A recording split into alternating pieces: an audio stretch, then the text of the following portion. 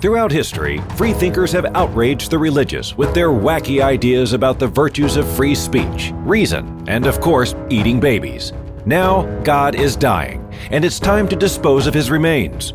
From the pits of hell, Satan sends two puppets of the imperialist West and the Zionist Jews against God, Islam, and tiny kittens to bring you their propaganda and conspire for a new world order.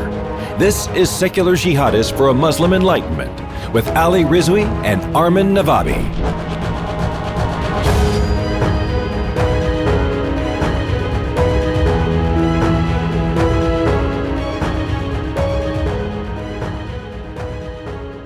Welcome, everybody, to another episode of Secular Jihadists for a Muslim Enlightenment. My name is Ali Rizvi. I'm the author of The Atheist Muslim, and with me is Armin Navabi, author of Why There Is No God and the founder of Atheist Republic. Hello. And today we have with us, and I'm like a bit of a fanboy right now. What I was going to say, fangirl, I don't know what the correct terminology is right now, but we've got Matt Dillahunty. So right off the bat, sorry? Matt Dillahunty, author of nothing. Yeah, that doesn't matter because you've inspired, I think, both me and Armin. So I have to say right at the outset, I love you. Okay, so just same here. Take that any way you want. But the thing is, I've been hearing you for a while. I think the first time I met you was in I think 2015. It was Nate Phelps's conference in Alberta. Yeah. And you had a debate, I think, with a pastor there, and I just like all of your debates and like your TV show. You're just the way that you argue about the things, the way that you think. The clarity of thought that you have is just something that's hugely inspiring. And Armin has told me that when he wrote his book, you actually inspired him to write his book as well. Oh, Armin, yeah. Is that okay to admit on here? Yeah. The reason, like watching you on the Atheist Experience and all the arguments and everything, wanted me to summarize most of the arguments in one place, and that you inspired me to write my book. So, yeah. So yeah. I'm on. Yeah, and so I'll just go with a really quick introduction, and we'll just get to talking. I mean, Matt Dillahunty, for those of you, the few of you who don't know, he is from Austin, Texas. He is, as he reminds us all the time, he ran the cable TV show, the webcast and the cable show, The Atheist Experience, and he's been doing that since 2005. That's something that all of us watched.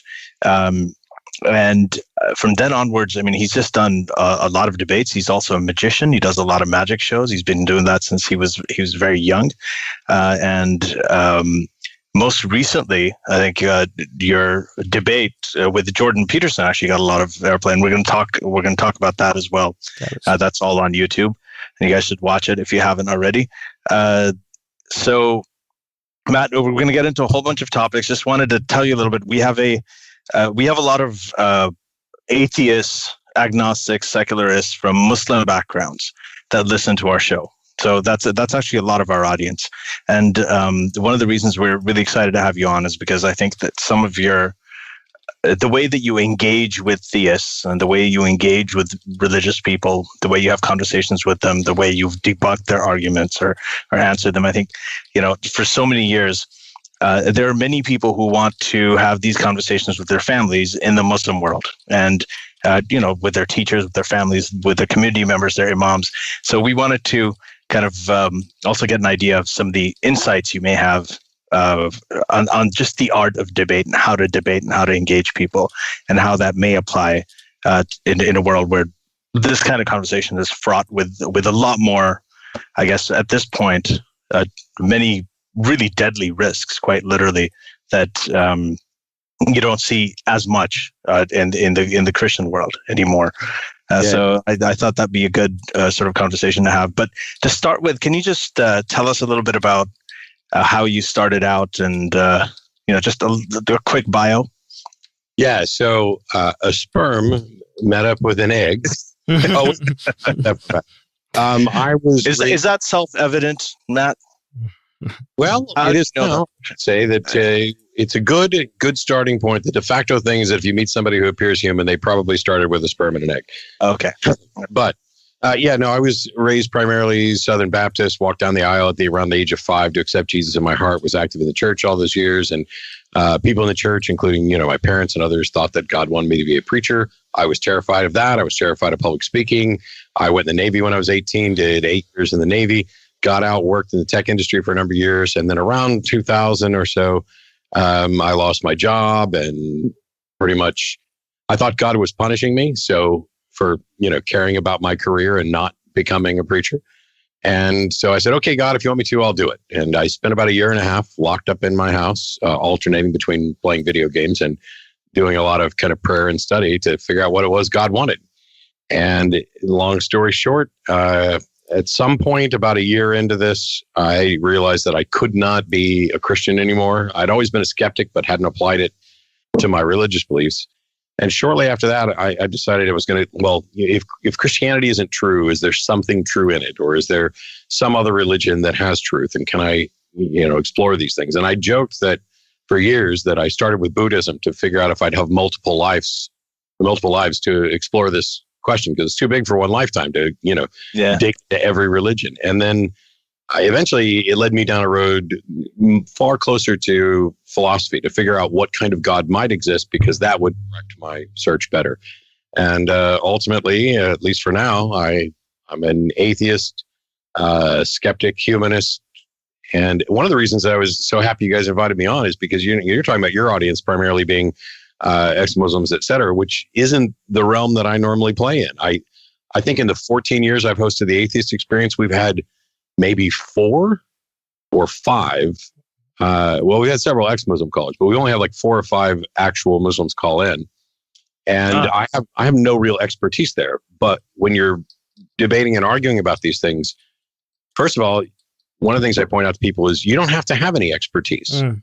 They have a proof. They're the ones that have to convince you. And if they're not making sense, they have an obligation to explain it to you. If you can just sit there and say, I'm not sure I understand what you're saying, and you just ask questions and go this until there's clarity. And if you reach a point where they think they should have convinced you and they haven't, you can at least explain why you're not convinced. Maybe you're not clear. Right? But if the thing is, you have to have, within dealing with Christianity, you don't have to know anything about the Bible. You don't have to be able to read Greek and Hebrew and Aramaic. You don't have to, study through concordances and dictionaries. It either makes sense or it doesn't. And if it's the kind of thing that, I think one of my favorite things to point out is like Alvin Plantinga is a genius Christian who has a modal logic argument of the ontological argument. And this is something that a lot of high-end theologians find incredibly impressive, and I don't. I think it's an obfuscated version of an already foundationally flawed and unconvincing argument. But even if he's correct, he's arguing for a generic God, which would apply to Christianity, Islam, and almost anything else, the kind of creator of the universe sort of thing. And he's presenting an argument that less than 1% of the population has any real hope of understanding. They don't have the requisite knowledge with regard to modal logic, let alone just standard arguments. And so it's kind of funny to me that let's assume for a second this argument was valid and sound, which I don't think it is, that the best argument for the existence of God is something that almost nobody could possibly understand. Right. Why would a God make this so difficult? The one thing that I wanted to do at one point, and it got canceled, there was somebody who wanted to do a team debate. They wanted to get me and somebody else against 2 preachers. And it was going to be a debate on key tenets within Christianity. And I had this, what I think is a great idea. I was going to get Hina Databoy to do it with me. And anytime they presented an argument for Christianity that would also have applied to Islam, she would to it and say that would apply to Islam as well. So we're clearly not talking about Christianity. I suspect that I would have had very little to say during that debate, maybe chiming in on a doctrinal issue from time to time, because the truth is, and this is why I was happy to come here, by and large, the arguments are all the same and tend to be vague. And it's only once you get past, the creator, the origins, the abstract arguments about morality, when people start arguing, the Quran reveals scientific information. No, it doesn't. And the same thing happens with the Bible. It's like, oh, the Bible says this. Yes, it also says there's a tree from which you can see the entire earth, which is impossible. Yeah, the sharpshooter fallacy like that. There's a, I think one of the quotes that I've always liked, and I can't really remember who said it, was that you don't need to read extensively about leprechaunology to not believe in leprechauns. Right. You don't. I mean, if you can just start your starting point. I don't believe in leprechauns. If anybody says, I can't believe I'm explaining this, but that no, you have to read all these books about leprechaunology, and you have to look at what Carl Jung's view was on leprechaunology, and you have to look at all of this, and you can't dismiss it until you read that. Well, they're leprechauns. It's not. They're not. But the trick is because, well, for leprechauns, you don't have universities and thousands of books dedicated to it, right? You don't have thousands of years of so-called scholars and people analyzing it. The thing is that if they had done it, it would look so impressive that it would be hard for you to believe that this is based on nothing. That's why it's a good analogy. That's exactly why the argument works. Is because the only reason that what you're talking about is different from leprechaunology is because you do have this thousands of years of people who believed in it, like they believed in a lot of other things that we know now not to be true. So, one question for you is the 4 or 5 Muslims that you said called your show, but right. What do you recall? What questions they had to ask? Stealing all my questions. That's a good question. Yeah, no, go ahead. So I'm lucky if I remember anything about the show after this many years of doing it. Yeah. But there were 2 occasions that come to mind. One's fairly recent, where someone was basically going down the line of arguing for particular verses in the Quran that seemed to relay information in hindsight that would be impressive. It taught us something about science. And the thing that I keep pointing out is this is, quite frankly, a matter of interpretation. It's vague. It's not a scientific book. And it didn't teach us anything. It is only after we learned this through scientific investigation that somebody goes back and looks at you can interpret this so it fits this. Right. And it's not surprising that faced with the same world and similar minds trying to solve similar problems, that we're going to come up with similar potential explanations for things, just like we have countless superheroes that all have the same powers. Right. These are the things that interest us. And so if you have a problem to solve, there's a limited pool of options. And it strikes me as odd because some of them are like, the description of the fetus that it's like, chewed gum or something like that. Do you think that nobody ever had a miscarriage, that they didn't raise animals that, right, where there were fetuses that fell out early? Actually, you know what? Let me tell you, in the last Muslimish conference, I did a whole talk on the Quranic claims on embryology, and I wrote about these in my book too. But the Quran describes the blood clot, from the blood clot all the way to the flesh covering the bones and all of that. That's chick embryology. Galen and Aristotle wrote extensively about it. All you have to do is crack open a fertilized egg right at the point of fertilization, which is where it would look like a blood clot, or move on to, whenever it's any stage of development, and you will find something in the Quran about it. So unless they had a deficiency of eggs or curiosity, right, there's no surprise that some of these claims are. In fact, the funny thing is the Quran never mentions the ovum, which is the source of the majority of the genetic material in an embryo. In general, there's no example where, because of scripture, religious people came up with a scientific understanding of the world that scientists didn't, and then eventually scientists got to and said like, oh, the scripture was right. It was always the other way around. It was always the scientists discovering something and then the religious going to scripture like, oh, this in our scripture is basically talking about that. You never see them claim that scientific fact first. And it's interesting that they use science as a legitimate way to show that scripture is a real thing. That actually shows something about how they actually think about science. That's also interesting. It's even worse than that on a couple levels. And one is that if your ancient text, be it the Bible, the Quran, whatever, had a legitimate scientific explanation for something that was clear and that nobody could have known about in any other fashion, you still don't have a justification for believing that it's accurate until you've done the science to test and confirm this. Right. Right. talks about if it explained the germ theory of disease, which some people will do that. Oh, this is why it tells you to wash your hands. Maybe it tells you to wash your hands because when you got blood all over them, it tastes crappy. You don't want to. But even if it explained the germ theory of disease, the time to believe that that is an accurate model is after we have evidence for it, not because it came as a pronouncement on high. Mm-hmm. Right. Exactly. Do you have, okay, so a lot of our listeners are in Islamic countries. We have a lot of listeners in Saudi Arabia, in Pakistan, in Egypt, in Bangladesh. And some of them, they do are interested in becoming atheist activists, but they don't want to risk their lives or their safety or their freedom. Do you have any tips for maybe bringing up these issues without, making people think, asking questions, making people doubt their beliefs without giving away that you are an atheist? Do you have any tips on that?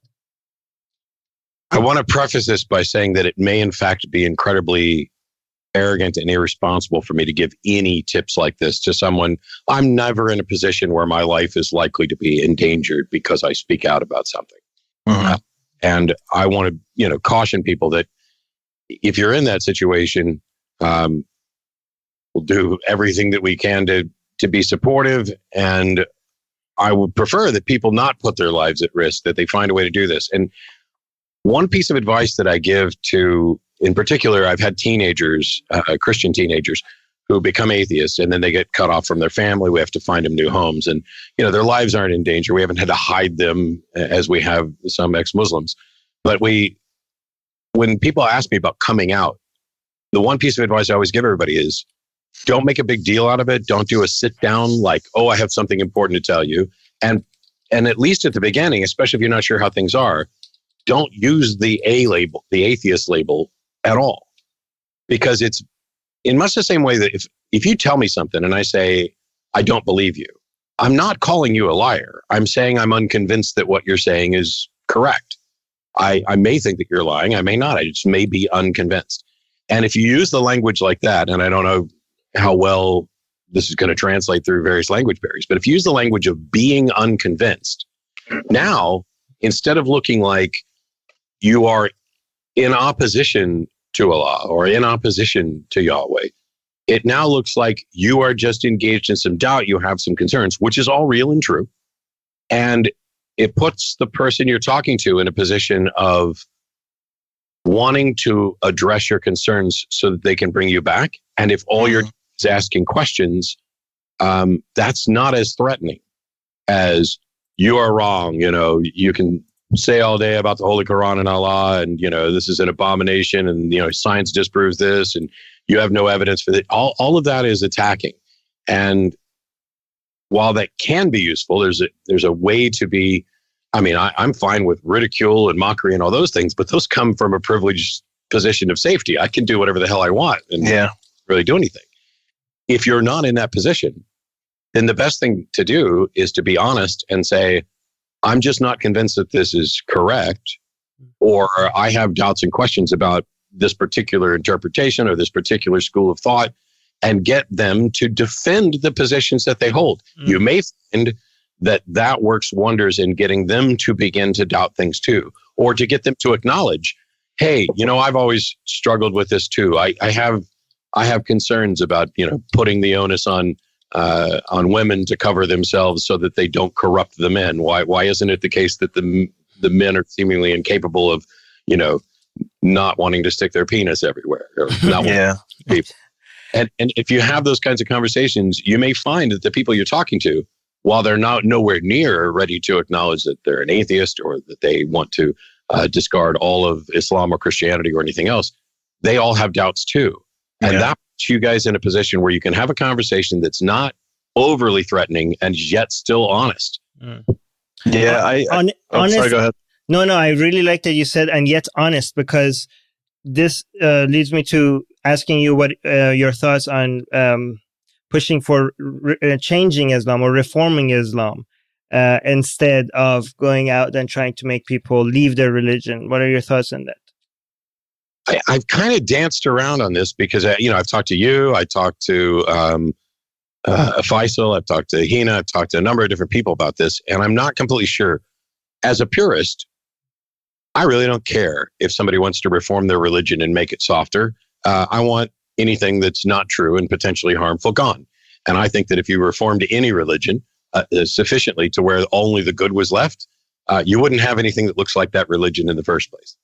But I would also like to live in a world where the worst and most dangerous forms of any religion are gone and replaced with either true, accurate, secular humanism, or at a minimum, a softer version. I don't know how likely it is that that's possible. As a matter of fact, I think in many cases it may be just outright impossible, that there's a power and control element such that I don't know that, on an individual level, you can soften someone's beliefs. But when you have institutionalized religion, when you have religions in control of governments, they become much more rigid. They become less likely to change. So as far as the practicality, I really have no expertise and couldn't guess. As a personal preference, sure, I will take a kinder, gentler version of a religion over a harmful one. But I would rather work towards a world where we believe true things for good reasons. Right. I would rather that as well. I just don't know how could practically, if we remove critical thinking or encouraging doubt, once you remove that filter, I don't think we have much control over where people will land with their, I think whether they come on a nice, kinder version of a religion or a more, violent version of it, it has to do more with their own sense of sympathy and their own moral standards rather than what they're looking into the text. I think what you said last time was that it was about the method, and we were talking to Stephen Picker. You said that it's about the method, not necessarily the conclusion. If you're using the wrong method to just luckily get to a nice conclusion, that doesn't. Same flawed method will lead you to a nice conclusion every time. It could lead you to horrible things. I can frame this with respect to Christianity and even in an abstract sense. If you have a really awful version of a religion and a far more liberal, moderate, friendly version of religion, if those are the only two options, that may be the best scenario because there may be more people who are willing to jump to the better one to avoid being in the nasty. But if you create a bunch of steps in weakening, now you create a landscape that can lead either direction. You can take people who are generally liberal theists and by showing them flaws in their reasoning, gradually stair-step them down to the more fundamentalist version, just as like you can go out. When I gave a talk in California 4 or 5 years ago, where I said that fundamentalist Christians are the target audience because the liberal Christians, they don't care whether the earth is 6 to 12,000 years old. They're not concerned about that stuff. It's all abstract. They have already rationalized away the very problems that rest with the fundamentalist version. But if there's somebody who's a fundamentalist, who's, anti-evolution, anti-science, and all these other things, when you start chipping away at the foundations of their belief, they're not going to crumble to a liberal version. They're going to crumble to an atheist position. Well, I mean, if you look at two options, people moving towards the religion or moving away from religion, what I think is that, if you look at the liberal theists, they're not liberal because they looked at the Quran and decided that they were fundamentalists and then the Quran convinced them to be liberal. Or we didn't have fundamentalist Christians that look at the Bible and they're like, okay, the Bible is telling me to be a liberal. It's usually outside ideas or challenging religion that made them move away, even though they're still theists, their ideology is influenced by views outside of religion, not from religion. And I think the problem is that what reformists do is that they take credit for liberal-minded theists and make it seem like the source was religion. And I think that they are actually a good cover for the fundamentalist part of the religion because it kind of gives a suggestion that these texts could lead to liberalism and basically gives them more authority. Yeah, so Sam Harris pointed out years ago that the moderate and liberal Christians give cover to the fundamentalists because they're pointing to the same book, they're using the same label. The same thing is true within Islam. If there's moderate and liberal theologians within Islam, they are providing credibility and credence to the more fundamentalist versions. The other aspect of this that's really troubling is I'm not in a position to declare who is or isn't a true Christian, but I can point to some positions and say, this is supported by the Bible on any plain reading, and this is not. So when you have a LGBTQ friendly Christian church in San Francisco, they are clearly cherry picking verses, because there are other verses that say, if you allow a man to lie with another man as he lies with a woman, that's an abomination. You're put to death. Now, the only way to get to an LGBTQ friendly Christian church is to set aside that verse in its plain reading, go find some other verse that is love thy neighbor as thyself, and use that to interpret. The problem is that the specific should always override the general. If I have a general rule that says don't kill anybody, and then I have a specific rule that says go slaughter the Midianites, those aren't in contradiction necessarily. One of them's a correction.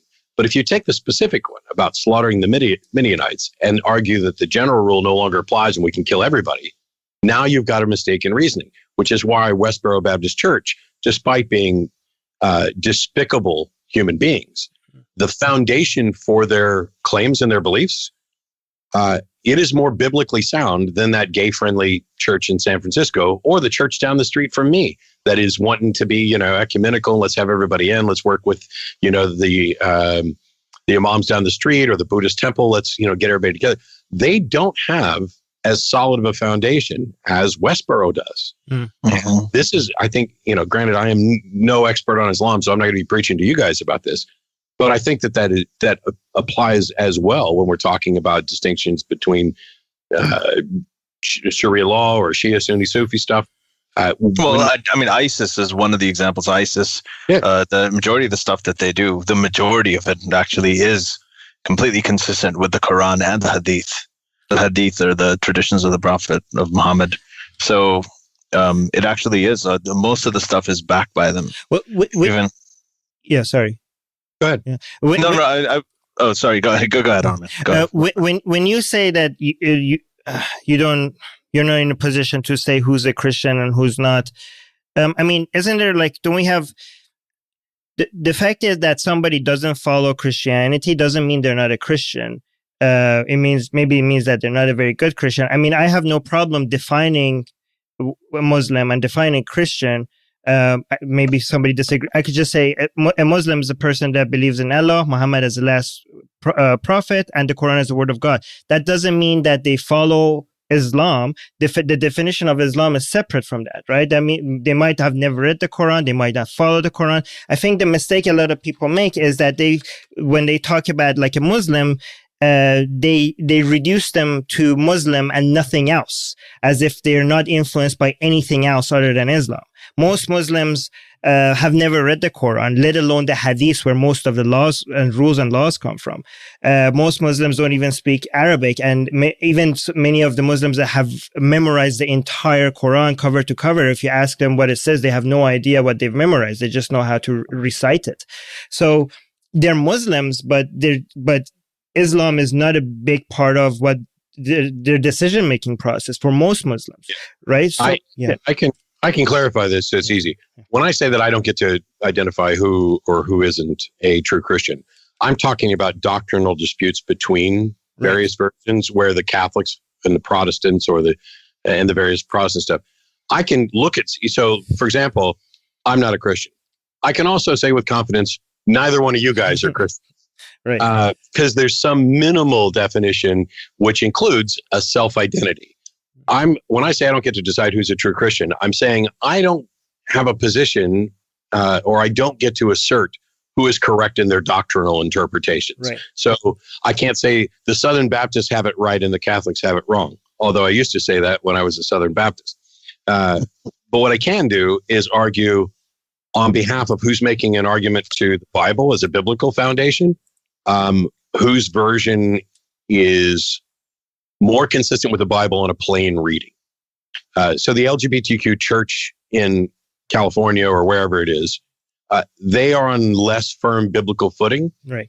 I can't tell you whether or not they've got the one true correct Christian doctrine or not, because that's not my job. I don't have a horse in that race. As far as I know, they're all labeling themselves Christian. I think they're all wrong. Yeah. I have one of the ways that I parse this is that, when I talked about it in my book, I made a distinction between Islam and Muslim. So specifically Islamic ideology as presented in the Quran and the Hadith, which I think of as Islam, and the Muslim identity, which is a whole different thing. And this is one of the worst things about religion, any religion really, is that the way that the ideology gets its tentacles into the identity aspect, so that when you criticize certain beliefs, certain ideas, they actually take it as a personal attack on who they are. Right. You're doing a distinction. I just want to make sure I understand this right, because I was just talking about doctrinal things. But if you'd asked about Judaism, I recognize that Judaism is both a religion and a cultural identity as well, not a race or anything else. So I would think that, from my limited understanding, and this is why I'm asking you to clarify, I would view Islam as kind of or Muslims as kind of like a merging of that, where there's a cultural aspect identity where people identify with this. Then there are those who adhere to different schools of thought within Islam, and then there are like the Islamists, and right, and then you have the nominal types too. So I think with all religions that are really, really old, there are aspects of it that, like, I'll illustrate with this with an example. So when you were talking about how when Muslims are talking to their parents how to come out, don't use the word atheist and all that, the way that I was doing it was actually quite similar to what you're saying. And I told them I was unconvinced, but I didn't. Because the reason that a lot of Muslims get upset when you criticize the religion or when you draw cartoons of Muhammad is that they think of it as an attack on who they are, their heritage, their family, their ancestors, all of that. They take it very personally, even though it's just a criticism of the ideology. So what I had was, when I used to speak to people, whether it was my parents or uncles and aunts or friends, is I would tell them, and I was honest with them. I'm like, I really like the feasts of Ramadan, and I like the Eid holidays. I like the Christmas holidays too. I like all of that stuff. So, and I know what it's like to, when you're praying and you're daydreaming and you're not focusing and all of that. I've been through that. So when it comes to the whole Muslim identity thing, I got it locked down. I'm with you. I'm like you. We're the same. But here's where I have a problem with these verses in the Quran. I don't understand why it says this, why it says that. And that is when, as you said, most of them, and I'm not exaggerating, most of them would say, well, I've had a few problems with this area and that area too, but I just choose to ignore it, or maybe it's something I don't understand. So I always notice that when you acknowledge the identity aspect of a lot of these religions, which I despise the fact that they actually get into their people's identity so much. Because if I said I don't believe in quantum physics, you'd be like, oh, okay, you don't. But if I said, well, I don't know about this whole evolution thing, then suddenly people take it very personally because it's part of their belief, right? So I think that there is an ideology versus identity interplay that's very complex. And if we can learn to navigate that, I have found in my experience that I end up having much more sort of meaningful conversations. The thing is that I try to, this is why I like the ex-Muslim movement a lot, because the bigger it grows, the more Muslims will see that Islam doesn't have to be a part of your identity. Like you can't stop being white, or you can't stop being American. But if you can't stop being a Muslim, that kind of suggests that it's not something that you're stuck with. Like it's not such a Armin, I'm sorry. I'm going to interrupt you just for a second, because there's one thing with exactly what you're saying that it still doesn't go deep enough, because even with a lot of ex-Muslim communities, they get together and they have Eid dinners with bacon. It's not as big. And secular Jews still defend circumcision. It's like but Ali, I don't think it's that big of a deal with ex-Muslims. I mean, I know you see them a lot. I think a lot of people that are not Christians still enjoy Christian culture. A lot of people that are not Jews still enjoy Jewish culture. I think a lot of people that leave Islam, the vast majority, I know there's exceptions, but most people that leave Islam they don't want anything to do with it. Anything. Yeah. I always remember our friend Yas, when she first heard the Arabic verses in the Quran, she would hold her ear so that she couldn't hear it. That's how damaging it was to her experience. But yes, you were going to say something, Matt? Sorry. Oh, no. So I end up pushing back a lot on, I think the Christianity, especially Protestantism, is in a slightly different category, because while I was certainly raised as a fundamentalist Christian and I am surrounded in it and it has this massive privileged status. Oh, you said I can't stop being white and I can't stop being American. I might actually be able to stop being American. Yeah, okay. But I get what you're saying. Right. I push back on the cultural Christian thing a lot because I want to enforce a distinction between Christianity and aspects of culture that Christianity claimed that it doesn't own. This notion of, charity or morality, or all these things. Christmas itself. Right. Well, Christmas is a pagan thing that they stole. Right. The solstice, and yeah, you're right. Yeah. My wife and I did a whole video on Christmas because we're huge fans of Christmas. But Christmas in the modern world, I'm pretty sure that as long as it wasn't like you weren't at Christmas Mass, like if you go out in July and stand out in front of a church, and as people leave the church, say, hey, I'm going to say a word, and you tell me the first two things that enter your mind. And then you start with something like Chevrolet. And then they say two words. And then you say pumpkin patch and they say two words. And you say Christmas and they say two words.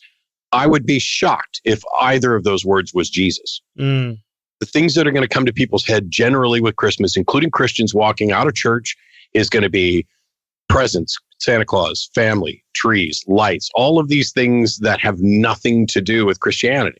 And it's one of the reasons we did an informal survey for several years down here in Texas, where we would drive around various subdivisions to look at what decorations people put up out there. And in a subdivision with 400 or 500 houses, there might be 2 or 3 nativity scenes, and yet there's 5 Snoopies and 18 Santa Claus. All this. Well, it's like the Easter thing, right? Eostre. I think that's how you pronounce it. The fertility goddess, Eostre. That's what it's about. The reason that you got from the crucifixion and the resurrection to bunnies and eggs is because she was a goddess of fertility.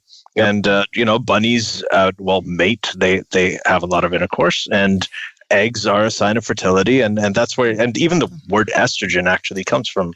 Actually, I think we should try that with ex-Muslims because of a lot of ex-Muslims, because of the traumatic experiences a lot of them have had, they don't want anything to do with Islam anymore. But what I tell a lot of people is that Islam is actually a lot more fun if you don't believe in it. That's it is.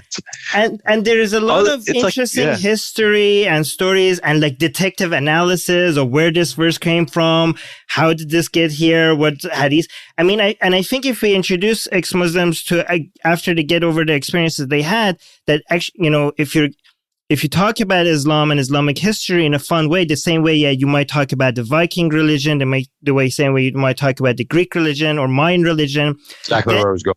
Yeah. Yeah. I was like, Thor is so much more fun in the Marvel universe than he was when he was an actual god. Yeah. Right. And we're always going to have Thursday, which is named after Thor. Nobody's going to stop saying that. How much? But that might help ex-Muslims be able to talk to Muslims in a more effective way, right? Because a lot of Muslims, when they talk to a lot of ex-Muslims are just show their disgust with Islam, right? And a lot of Muslims get turned off by that. But if you come and say, hey, I don't believe in this, but this is so cool, then a lot of Muslims might be like, hey, why is this person finding us so cool and still is against Islam? We need to have a Netflix and HBO series, because that's one reason I love Game of Thrones, because if you put Islamic history in film, that's what it would look like. Like all of the stuff from how they treat women to the beheadings and the battles and everything. They show it so graphically, and I look at it and I think, I'm like, this is exactly what it was like. I have a question. Sorry. Awesome. Go ahead. Yeah, except for the dragons. Those are just in the book. I have a question for Matt, because you mentioned, and by the way, how much time do we have? Because I want to make sure we get to patrons' questions. We have some questions in live chat. How much more time do we have? That's up to you guys. I'm here. Okay. I can go watch. Let's just, can we do it of like 60 to 90 minutes? Let's do that. Okay. So you mentioned when I asked you about some tricks for atheists in Islamic country, you said like you have the luxury of using other methods, and you mentioned mockery as one of them. A lot of people, a lot of even atheists hate that and be like, why would you have to mock religion? Like, you can criticize it, but why use mockery? How would you respond to that? Well, when I say I'm okay with mockery and ridicule, I don't ever start there. It's not like somebody comes up and says, hey, I'm Catholic, and I'm like, well, that's stupid, and blah. To know that little wafer doesn't actually turn into Christ, that's just ridiculous. And I would never start there. The other thing that I make sure that I caution people about is if I am going to mock or ridicule, it's not going to be mockery or ridicule of the person. It's going to be about the idea. And I know that these ideas get into people's foundation of who they are. And it's always a distinction. I don't think it's ever or likely to be the preferred thing, but I don't think it should be excluded. And there's a couple of really good reasons for that. Number one, I think more and more people are getting their reliable, good news from comedians. And I also think that comedians are in the lampooning of religion, making it okay for people to laugh, that you don't feel as attacked when a comedian comes after your religion. Mm-hmm. The other aspect is, and I've used this example before, so apologies for repeating. When it comes to like Santa Claus, there are kids who just kind of grow out of it. There are others who the night before Christmas get all skeptical and go on a little, an attempt to test out the model. I'm going to stay up late and see what actually happens. There's others who weeks beforehand, because they suspect what may be going on, they're tearing through the closets and looking to see and investigating. And then there's some who just don't have that sort of critical thinking and testing mindset. And unfortunately, and I'm not advocating for this, some of them are on a bus to school talking about Santa Claus, and somebody on the bus is like, oh, you still believe in that, you little baby? And that's mean and cruel, and that's not the sort of thing that I'm talking about, because that attacks the person. But it can have the effect of making them go, hang on a minute, why would somebody make fun of me for believing something that I think is real and justified and that brings me joy? And that can prompt people to investigate. So I just don't want to take tools out of the tool set. I am not the guy who's like, let's go mock everything all the time.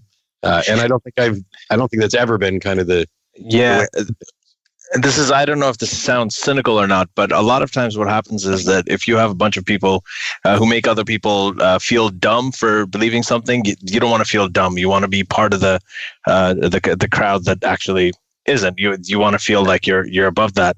And I think the kid on the bus who got made fun of, that's terrible for that kid.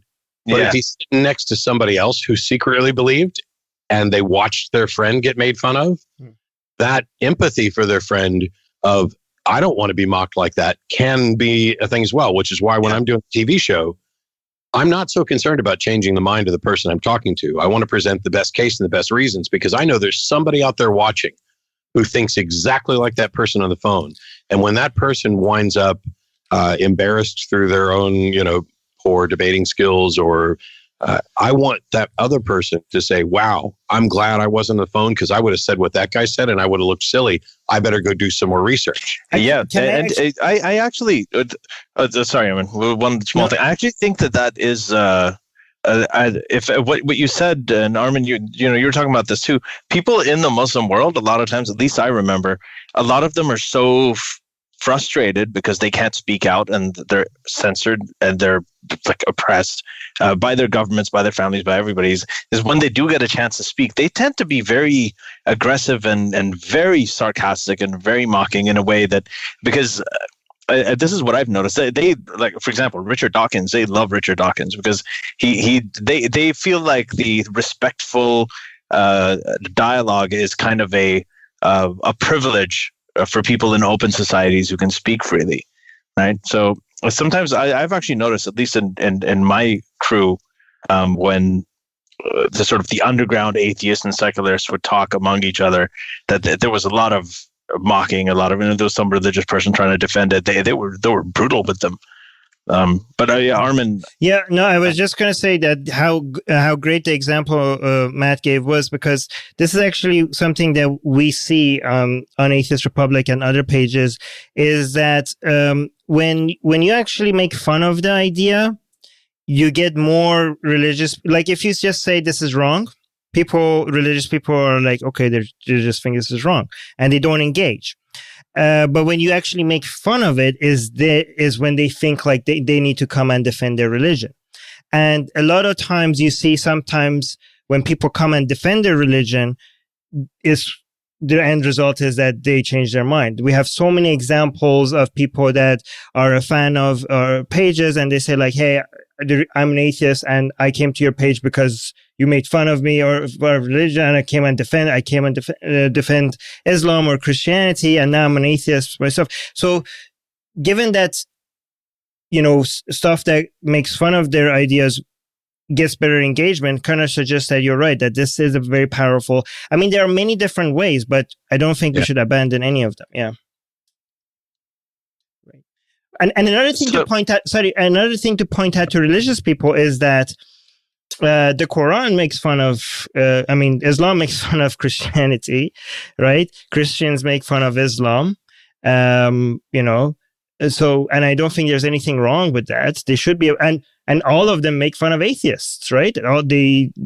How could you possibly believe that this whole world, all this organized stuff is without God? Like, how you have to be an idiot to think that there's no they make fun, they mock atheism, and they should be able to. So I don't, yeah. And that happened.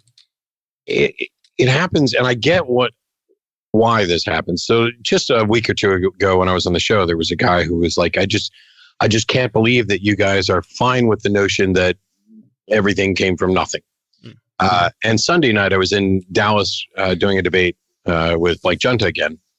And he wasn't supposed to be the person I was debating, but he filled in, and I greatly appreciate that.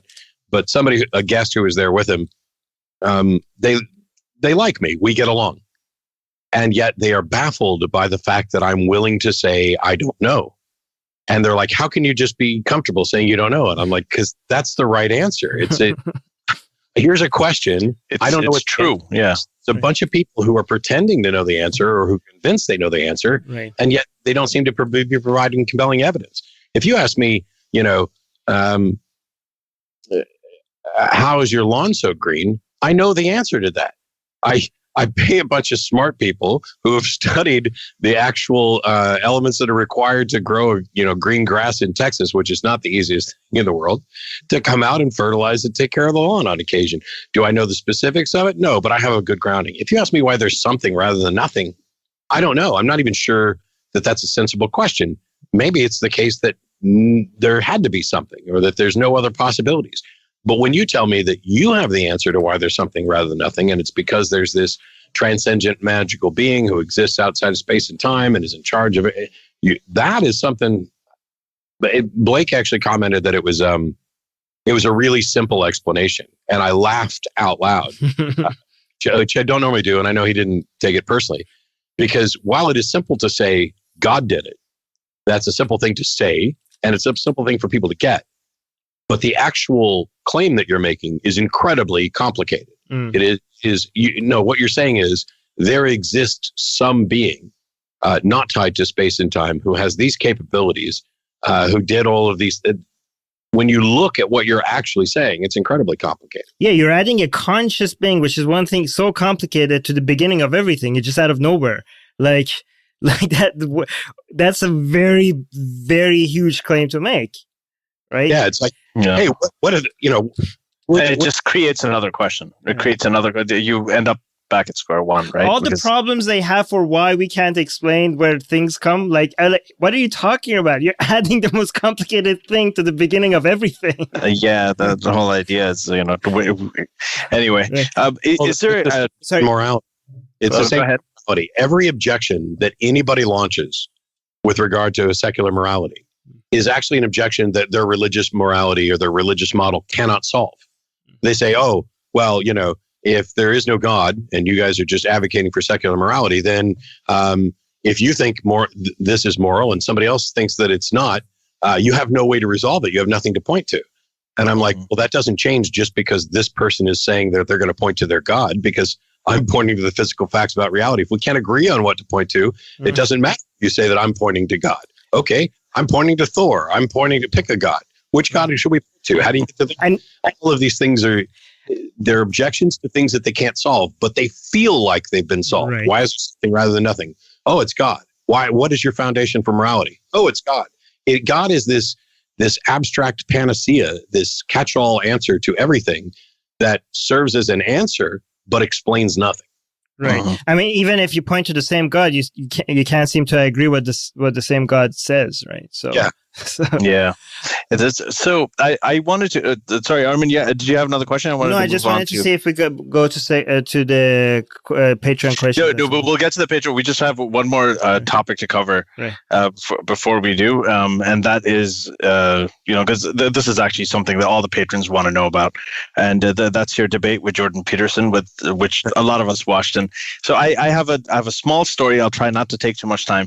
But first of all, I see a lot of Jordan Peterson fans who come to my talk as well, and it's a big phenomenon. It's something. There's some sort of, I think there's a void that he's filling that may have been missing from the secular movement, and I'd like to get into that a little bit. But first, I want to tell you a little story. So, one of my exes a long time ago, she was a law student, right? And she was part of these different groups where they all kind of got together and discussed philosophy, and thought of them as very they thought of themselves as very intellectual and very they always, there's one of those those kind of groups that I'm talking about. And it was on Facebook. I think one of them shared a meme, and it was two crows who were sitting on a telephone wire. All right, just perched on a telephone wire, and the caption said "attempted murder." Okay. Yeah. Now, okay, so don't say anything yet. So what happened is that the guy who shared it, he's like, this is so witty and it's so hilarious, and soon enough, it got hundreds and hundreds of likes, and a lot of these people were just coming up. They're like, "Yeah, that's brilliant, that's amazing." And my ex was sitting there laughing at it, and she showed it to me. She's like, "Look at that! Isn't that hilarious? It's so cute." And I saw it, and I'm like, "Yeah, that's pretty funny." And then I started looking at the comments, and I realized that I didn't think most of the people got it. So I asked her, sorry? That's not that surprising, but... Yeah. So I asked her, I'm like, do you understand this? Do you know what you're laughing at? She's like, yeah, if the crows, they're going to get electrocuted and they're going to die. And I told her, I'm like, that's not what it means. That's not... She's like, yeah, but that's so funny. And I told her, no, that's actually not that funny. They get electrocuted and die. That doesn't make it witty or intelligent or anything. Then I explained to her that just like you have a school of fish or a pride of lions, you have a murder of crows. That's a terminology that you use for more than one crow. And she had absolutely no idea. Turned out that virtually nobody on the comment thread had any idea. Neither did the guy who posted it. This I've come to see now as the Jordan Peterson effect. It's like everybody's trying to, because it's something supposed to be witty and it seems profound. People want to feel like they understand it, because if they don't, then they're going to, they'll be like, well, everybody else is getting it. I got to feel like I get it too. But in reality, even the person who posted it didn't really know what it meant. Now, I don't know. I just explained that because I think of that a lot, and I wanted to actually vocalize it. But are you there, Matt? Yes. Did you drop off? Okay. I dropped. I just want to know. I watched that, and there was a lot of discussion about the what was it, the metaphorical substrate, and I heard his explanation of it, and I didn't really understand it, but it reminded me of the kind of conversations that I had with a lot of Muslims. It's actually very, very similar to the kind of, when they go into abstractions and they start taking simple things and really obfuscating them, or if they, start talking about the meaning of words and going back to the meaning of what does thing even mean, and so on. It depends on what the meaning of is. Kind of. Is, that was a famous Bill Clinton quote. And so what was that experience like? I suspect that you went through some of it. It seemed like it, but maybe I'm being uncharitable. I don't know. It's...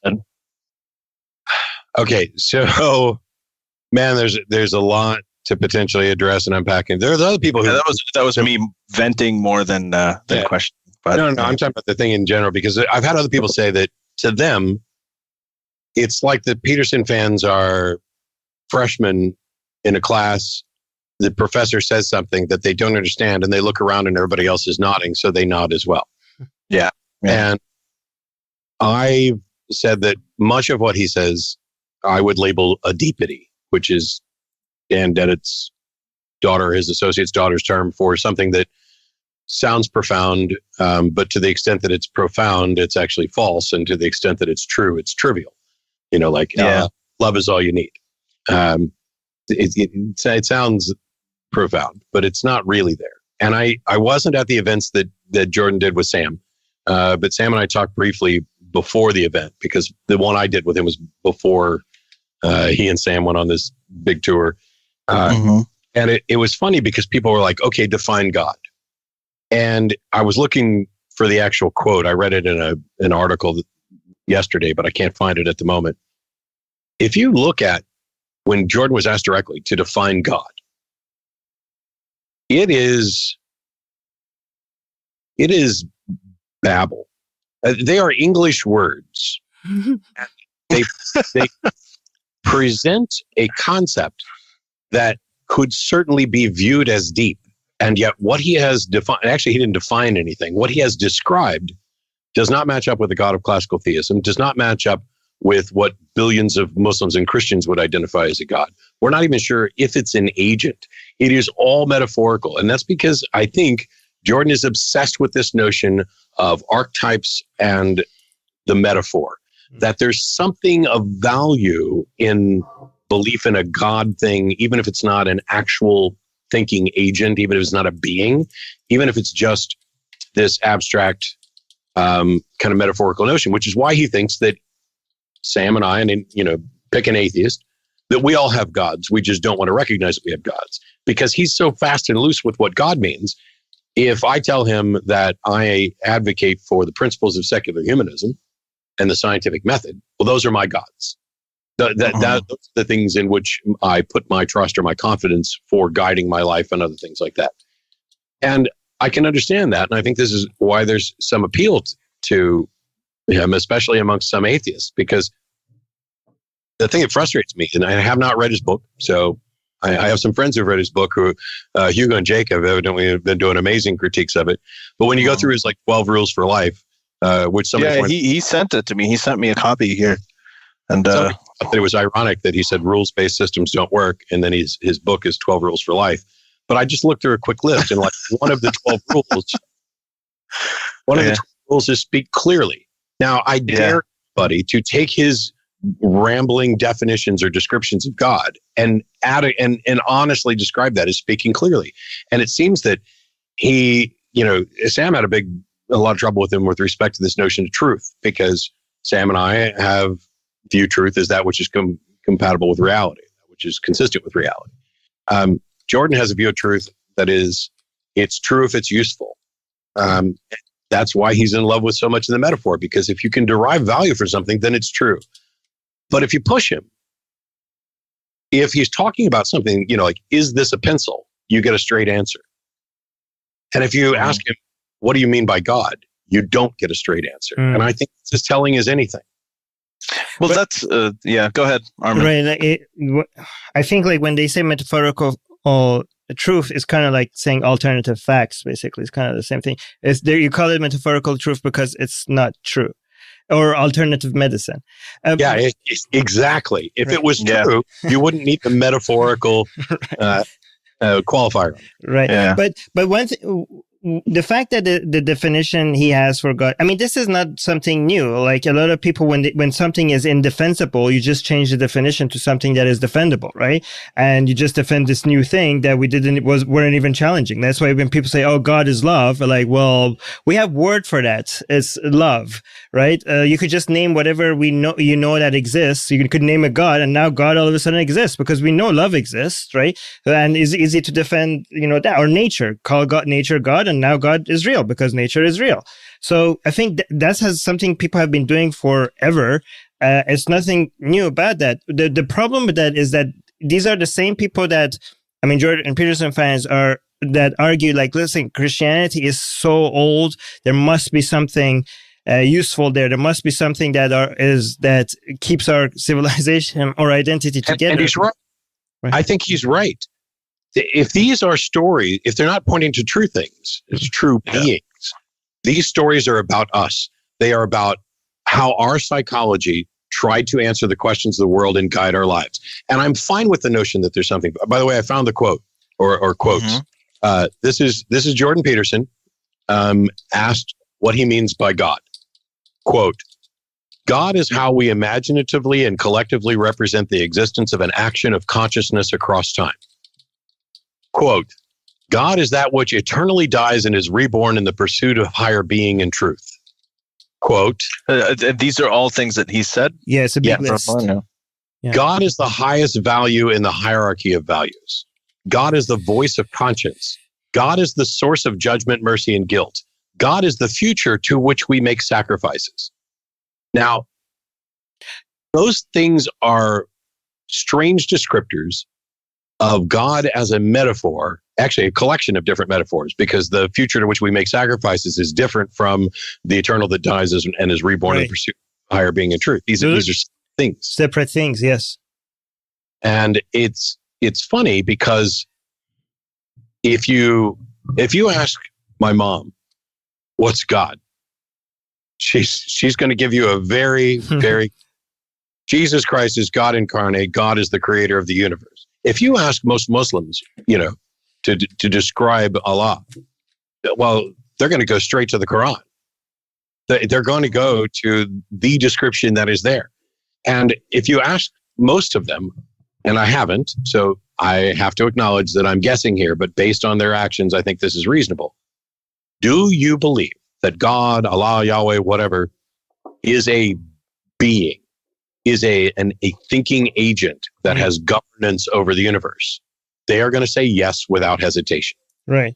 They're not going to be advocating for a metaphorical God. Because one of the things I think it's unlikely to happen is that you're going to run around killing people for not believing in your metaphor.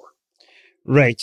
And even if it is a metaphor, why is his list a metaphor? Why can't God be the greatest orgasm that it could ever be, or something like that? I could just come up with a different, completely separate list of great things. I don't understand. It's just like out of nowhere. Like, that's just Jordan Peterson's God. It has nothing to do with. But one thing you mentioned that you said, like, the story, it is true about the stories.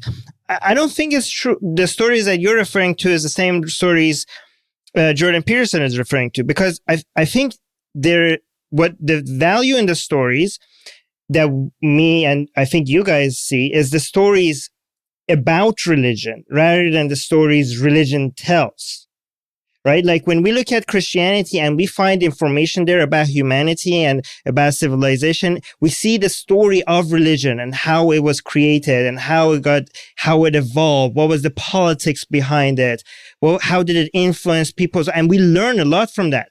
And why did Islam come up with this story? Where did it copy that story? So I think the stories about religion is what we see value in, not necessarily the stories religion tells us. You know what I mean? Yeah, well, it depends. So, like, if I pull up the Bible, the story of how the Bible came to be and the human beings and their thoughts that came together to create these stories and everything else, that is incredibly interesting and useful and tells me about people. Okay. There are stories in the Bible for which I'm never going to derive any use. There are also probably stories in the Bible, just like Aesop's fables or any sort of Mother Goose, children's metaphors like this. Hey, I've made reference in some of my speeches to Chicken Little, the sky is falling thing, with regard to hyperbole, the boy who cried wolf, with regard to that's archetypes. It's full of archetypes. This is the sort of thing that is the foundation of what Jordan cares about, and it ties into many others. I mean, it's Joseph Campbell, who I adore, and his view of man, myth, and legend across a broad range of stories we've told over the years. I think there's value. Now, if you look at, for example, I'll just pick the Jesus narrative, where they're going to portray him as the greatest heroic archetype. I don't know that necessarily fits as much as people would like. There's also the problem of, if he was supposed to be the Jewish Messiah, the Jews were not looking for a Messiah who was going to, preach and be killed. Yeah. And they wanted their land back. Yeah, they wanted a warlord. That was their Messiah. But there's something about that character in the same way that there's something interesting about the Harry Potter character or something from Game of Thrones. And if you view those as just stories that metaphorically tell us about who we are or who we were or who other people are, so that we have a better theory of mind when we're engaging with people, that, oh, I see, you are this personality archetype. That can be useful. It can also not come from that. It can come from science, where for years we've been lying to ourselves about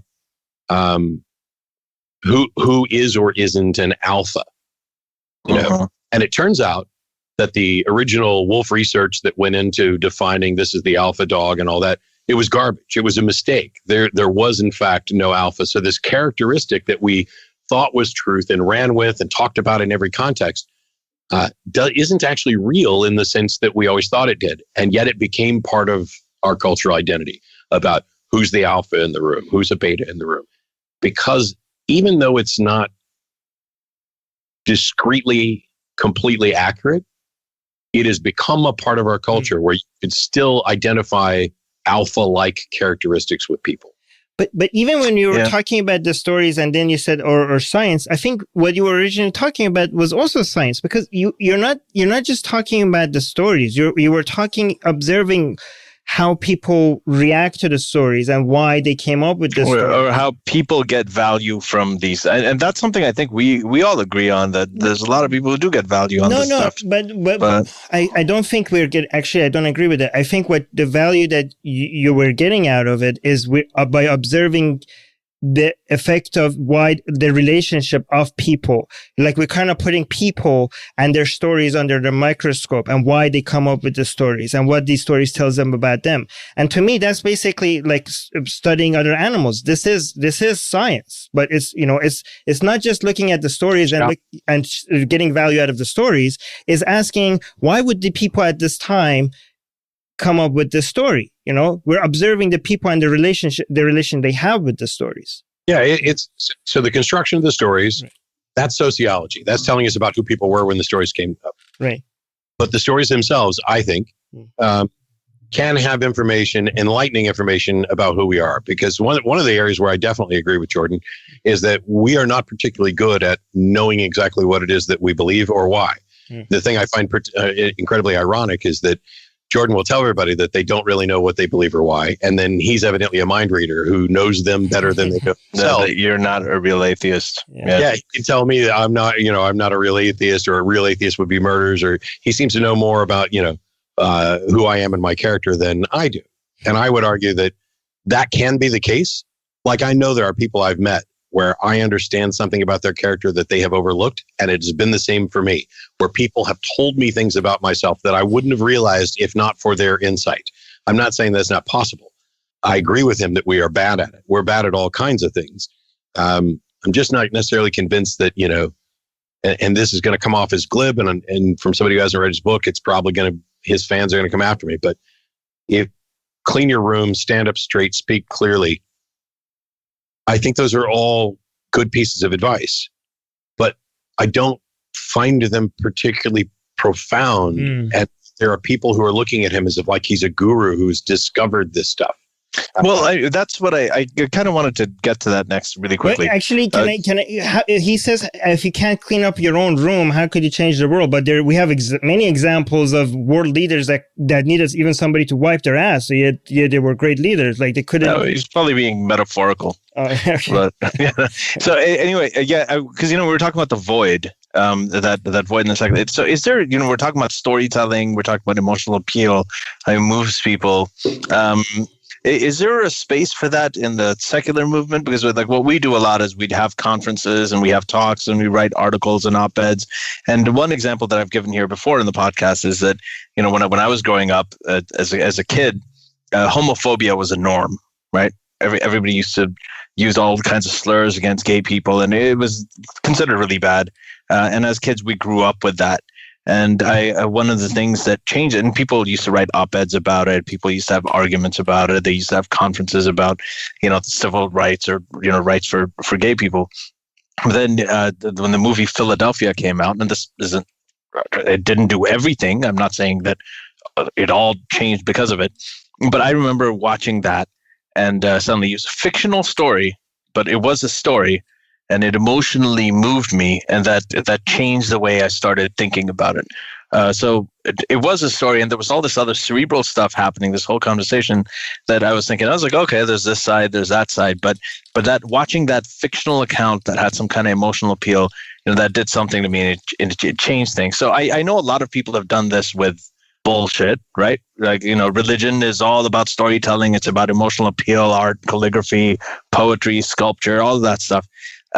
Is there a space in the secular movement to start not just having conferences, but having, comedy nights, poetry recitals, people coming up and, Netflix series, storytelling, but doing it with truth and doing it with reality rather than just with myths? Or is that something that doesn't necessarily sit well with you? So I'm gonna address that question, and then if there's time, I'm also gonna address a side thing, which will probably piss some people off, but it's important. That's great. We love that. Yeah. As you brought up Philadelphia. So with regard to the space in the secular community, yes. Not only do I think that there is space for that, I think it's needed, but we needed to work to get to that point. Religions have had, at least in the West, an incredibly privileged status. And, it's like, hey, what church do you go to? Or they've had privileged status with regard to tax exempt status and charities and things like that. So we had to, from about 2000 or so until now, build up the community. And that was done with conferences where people came and gave lectures, and it was more intellectual and erudite. Several years ago, Margaret Downey came up to me and said that what she wants to see at conferences is more people telling their stories. And I completely agree with her, because the one thing we find in conferences is when people show up, they get their dose of atheism, their dose of skepticism, and then they run off back and live their life. And they're not actually engaging or building communities in their town. And I keep getting email from people saying, I'm the only atheist I know. Hey, I'm an ex-Muslim and I'm in, upstate New York, and man, there's nobody for me to talk to. And I'm like, you're wrong. There's an atheist community, there's a secular community somewhere near you. And if not, you can start one. But if we change the way that conferences in particular are done, so that they're a mix of more enlightened, erudite, scholarly talks and just people telling their stories, that connects with people. And I love the idea. I know Travis and I had talked about having an atheist-based arts, comedy, music, variety festival, just a big celebration where everything comes from a secular foundation, but it's just, joyous. And we're not going to sit around and necessarily bash religion or give an intellectual talk. We're going to engage in the things that make us human and make human life valuable and precious to us. Mm-hmm.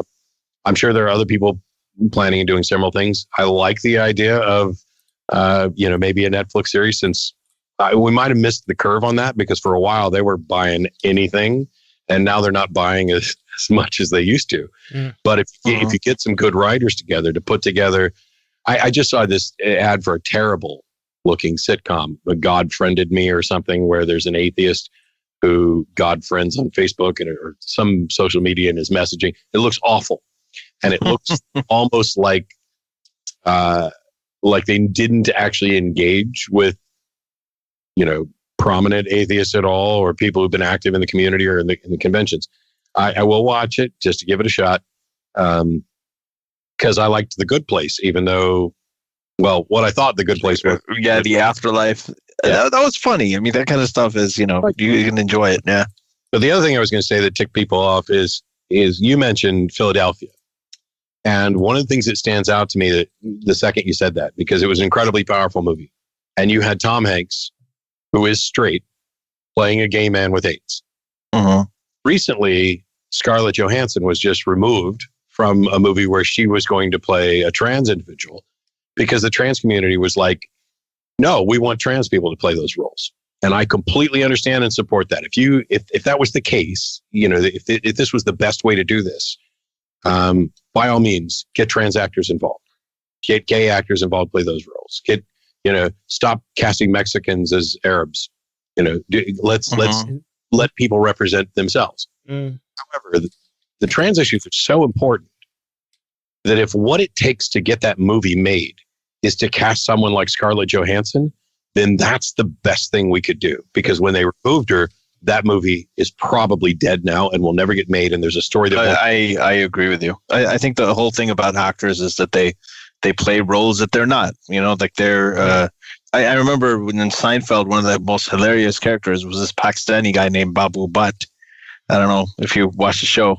And we loved him, and like all of my Pakistani friends loved him too. It turned out it was a white guy, but he was hilarious, and he had the accent down. I don't see, that's just not something. I don't know. I've got so many battles to fight right now. It seems like, for example, a lot of people in Japan were not like, what was the movie, Ghost or something? Mm-hmm. That they were upset that why was not a Japanese person playing that, and they went into Japan and they asked everybody if they're offended, if they're upset. They were like.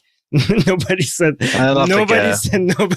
were upset. They were happy and happy that they were like that such a famous actress was featuring their story, right? We've done the same thing though with like cultural appropriation with regard to the dresses. My wife has this great yellow Mexican dress with embroidery on it, which she bought from a Mexican woman in San Antonio. If she wears it, somebody out there is going to say, "Oh, that's cultural appropriation." Yes, it may be, but I think we can be a little smarter about how we lead people towards realizing that sort of stuff. Because the Mexican woman who sold my wife that dress was very happy that somebody bought it, whether it was a white chick or not. Well, that's the thing. Like, if you're doing it to mock somebody like blackface or like, people do with natives, that's a whole different issue. But if you're doing it to celebrate, if Gwen Stefani's wearing a sari at a wedding, I mean, that's a great thing. People in India love that stuff. Right. If you overdo it, like Justin Trudeau did, and who, that was his tour. That was wrong, not because he was doing it, because he did it in a cringy way. That was a cringe crime, not a cultural appropriation crime. It was a cringy crime. But nobody ever gets upset at cultural appropriation when white people convert to Islam. Though I think that's really, that's the ultimate form of cultural and. I think it's like that. That's the one thing that nobody will ever get upset at. Or when people what? Sorry, Matt. What were you saying? I think one of the things that kind of tipped the balance for me, because I'm always going to try to make sure that I'm not actively being a dick or actively offending somebody or using somebody's cultural heritage or race or anything else as a prop. Certainly not for mockery. But someone what happens is we get a really good idea and then somebody gets hyperbolic with it and runs way off the edge. Yeah. And I remember someone was complaining about food, the fusion of different cultures' food they were trying to claim was cultural appropriation. And I'm like, if I put together a restaurant that fuses Indian cuisine and Mexican cuisine and I've made good food, I'm not mocking either one of them. I'm celebrating it and doing something cool with it. If you're objecting to that, you are now being the dick. You are the one that's you're saying it's pro-segregation. It's like segregating people. But also we have to go to the Indians and the Chinese and tell them to stop practicing their culture altogether, because they probably appropriated those cultures from somewhere else. So everybody should just get rid of culture, because everybody stole that from somewhere else before them.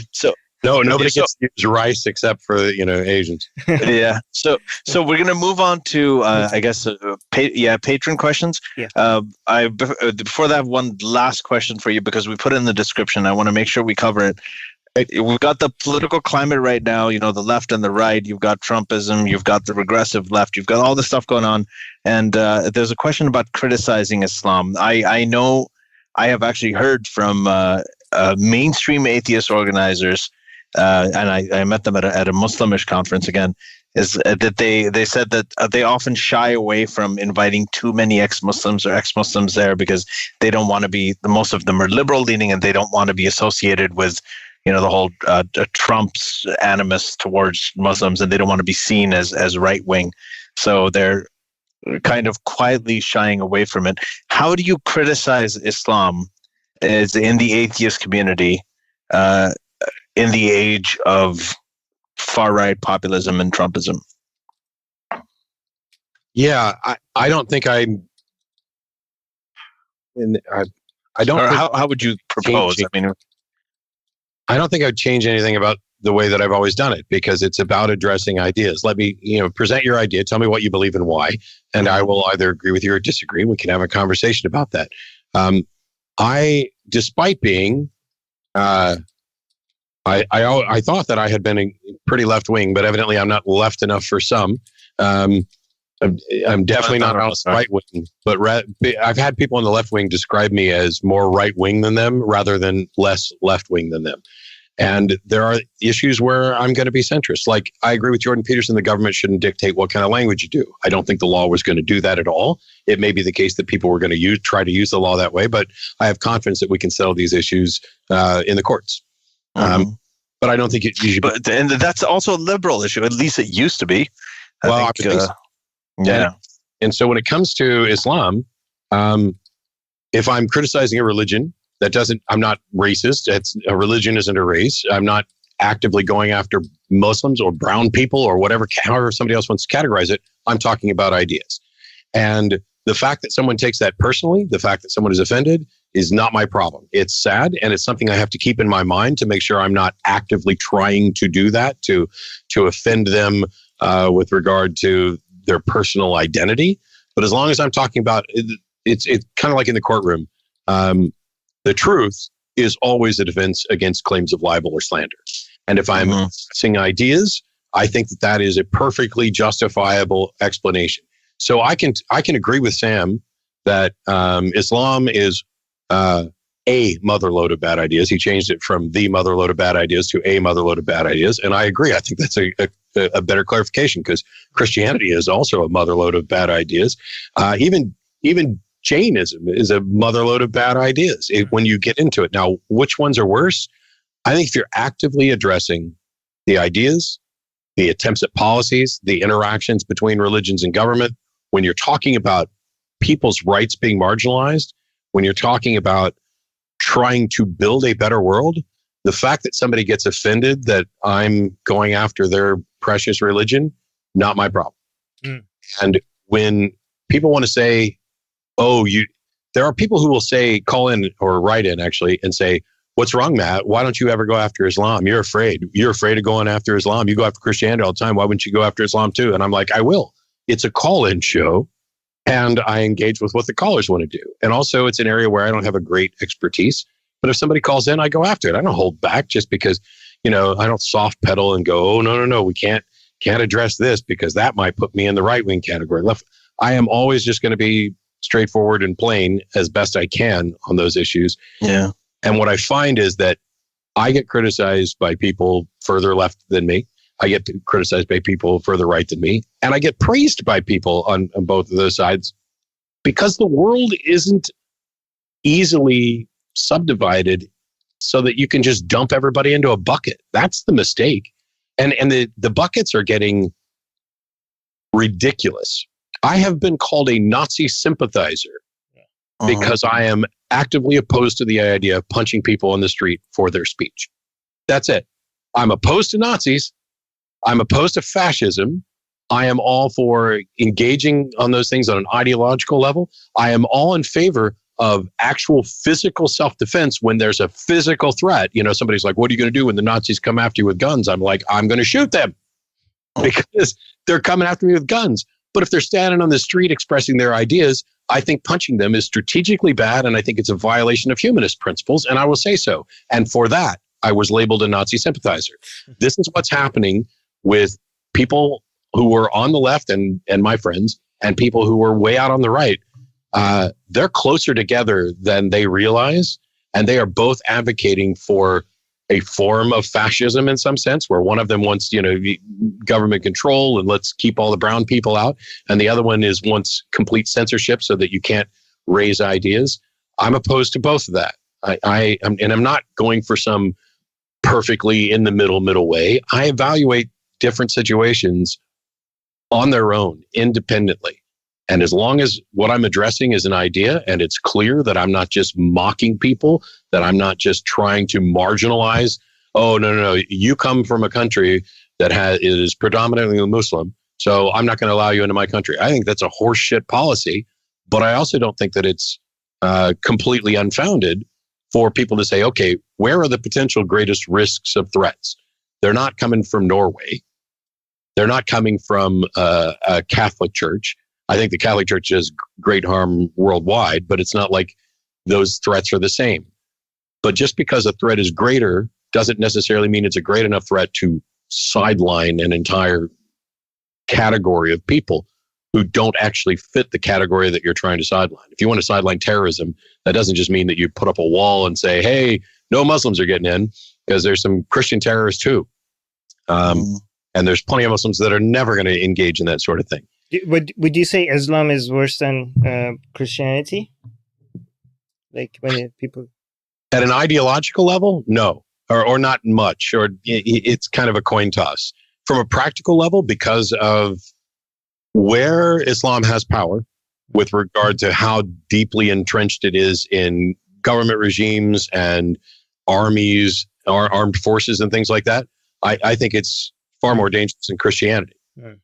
Yeah. And I think and that's a very great answer, I think. And I think one reason why that might not be because of just where we are in history, but it's also ingrained within the text is because, if we assume that the story of Jesus is based on a real person, I always say it seems if that is true, which it seems like most scholars think that, it seemed like it was a person that was trying to raise a rebellion against the religious authorities at the time, and he was unsuccessful and got crucified just like 1,000 other people that got crucified. And Muhammad also did a rebellion against the religious authorities of his time. The difference is that he was successful, so he got to be a ruler. And because Christians follow the way of Jesus and Muslims follow the way of Muhammad, half of his story involves him being a ruler. And so that's why Islam is a lot more political than Christianity is by its very text, by its very nature. Yeah, it's not just what's written in the book that defines this. It is what's going on in churches, what's going on in synagogues and what imams are preaching. These things are. It gets really difficult to define what is Christianity, what is Islam, because it's not one thing. Just like religion isn't one thing, and people are, when they come to me, they're like, why don't you speak more about Islam? Because it's, there's so much in the way of human rights violations and so much in the way of concerns about violence and conflict, but because there doesn't seem to be any bend. If you're in a Christian country, yeah, okay, we'll bend and we'll let the secular people, have some of their rights while we keep going. There doesn't seem to be that kind of bending with regard to that. And Islam is the greatest threat to civil rights around the world. That may be true. Islam may be the most dangerous threat worldwide, but that doesn't mean it's the most dangerous threat in my hometown, right, or on my block or in my state or even in my country. And the very notion that there's a fallacy, the fallacy of relative privation, which is we should only focus on the biggest problem. That's absurd. Because I can't do anything about, or I can do very little about atheist bloggers being killed in Bangladesh. I wish I could. I can't. But I can do something about fundamentalist Christians trying to change the school books in Texas, which are going to go out worldwide, to fundamentally change what we teach kids about science and things like that. That's something that I can actively work towards. And so reminding people that, think globally, act locally, think big picture, and act in your area to make the changes that you can. Yeah. If somebody said, hey, will you come to Bangladesh and give a lecture? I don't know how I could say no, but I don't know what would be involved in saying yes. But it doesn't even have to be, because, if somebody is focusing on curing AIDS, somebody might come like, hey, why are you focusing on AIDS? Isn't cancer a bigger problem? They're addressing a problem. It doesn't have to be the biggest problem. Right. But let me just point it out. I don't think it even matters if it's in your area. You could be an atheist in an Islamic country, but you are very passionate about Christianity, and your activism is about against Christianity. Or maybe it's not even about religion. Maybe you're a skeptic in an Islamic country and you're fighting, like homeopathy And I always have a problem saying that. Homeopathy. Because that's something that you care about. Or maybe people are talking against vaccines, even though you're in an Islamic country. Maybe you want to make sure, tell them, no, vaccines are, you have to get your kids vaccine. I mean, people choose what their activism is on. It could be as broad as all your experience. Yeah, it's based on even not only that, but if we all worked on the same problem, right? How much worse would the world be for the problems we're not addressing? Right. Yeah. I think, and that's the other thing. I always, my answer to this is always this, you can't address, there's different layers on which you have this conversation. Like, you can't address jihadism without addressing Islam, because, Islam is at the root of it. But you also can't just discuss Islam if you think that religious faith can be a virtue when it comes to certain things, right? So religious faith is the root of it all, because that, as Armin said last time, that is the method by which you get to bad ideas and bad conclusions. And if you have that, if you still think that religious faith is a great way, or faith and revelation are a great way to arrive at the truth. But Ali, I think it's okay to focus sometimes, because you're I agree with that. Yeah. But I still think that if you think that you can't really have an argument against the jihadists, that's why I only really I think when it comes to secular critics of Islam, that makes a lot more sense to me than, for example, there's a lot of really religious Christians who have problems with Islam. Because if you take that line of thinking, you could be like, I don't engage them. Yeah. If you take that line of thinking, you're like, okay, so people are like, if I'm fighting Islam, people are like, why Islam? Why not just all religion? Okay, religion. And then somebody can say, why religion? Why not all dogma? Like, okay, all dogma. And like, okay, why just dogma? Let me finish this thought. I know you're not saying it, but people say. But if you keep that going, then you go like, okay, why dogma? Why not all bad ideas? Or like, okay, I'm going to focus on all bad ideas. And like, why just bad ideas? Why not all bad things? Are like, okay, why? Yeah, I agree with you on that. But then even they're like, why just bad things? Why not just the concept of bad? Like, you could just go really vague if you keep going. Yeah, you could go Peterson. Yeah. If you're in a war, right, and you have a number of injured coming in, right, there is a triage process of prioritizing things. And it takes a number of things into consideration, which is, okay, I can fix this, I can't fix that. The other one is, this is the patient that's closest to me. Right. This is the most emergent case. You can use the patient I care about the most. It's my brother. You might get into moral quandaries there as well, but it's certainly the way people often go about things. And for example, for me right now, it's 9:35 here in where I live in Austin. What's the most important thing for me to do? Well, right now it's talking to you guys. Because if there was something more important, I would have already hung up and I'd have gone and do it. And so I can prioritize this for now, because this is a really good use of my time for a period now. But tomorrow, am I going to come back and talk to you guys again? Well, no, we need to wait some period of time before there's any need or desire to come back. Right. And I've got, I'm in the process of getting a divorce and separating stuff. I'm rebuilding a whole new studio over here. And people are like, why would you build a new studio? Why aren't you out, feeding the homeless? I do that too.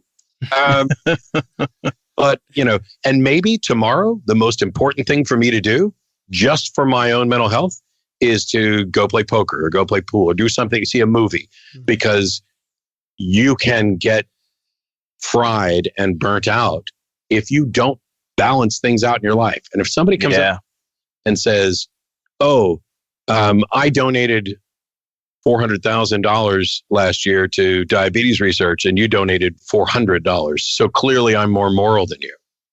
Well, if we had the same amount of money, that I would agree, you have done more good than I have. But that doesn't make me a bad person. And it doesn't mean that I failed to do as much as I could reasonably do. Right. Yeah. Patron question, so, Ali. We have to let's do it. Yeah, so really fast. The very first one from Jim King. Oh, this is about your tweet, Armin, about the whole. I think, should we save that for an AMA? Let's save that for an AMA. No, that's not really. It's not really related to the topic, or.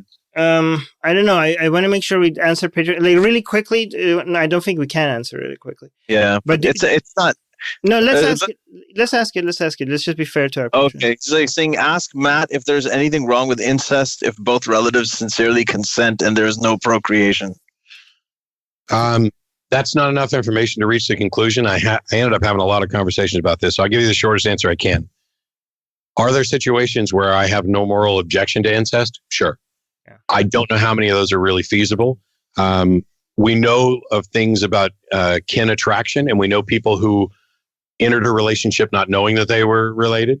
There may be, if there's no procreation, you set aside all the genetics, that his particular example doesn't exclude the possibility that a parent groomed a child their entire life to be power dynamic. But they became so yes. So those sorts of issues lay into that question.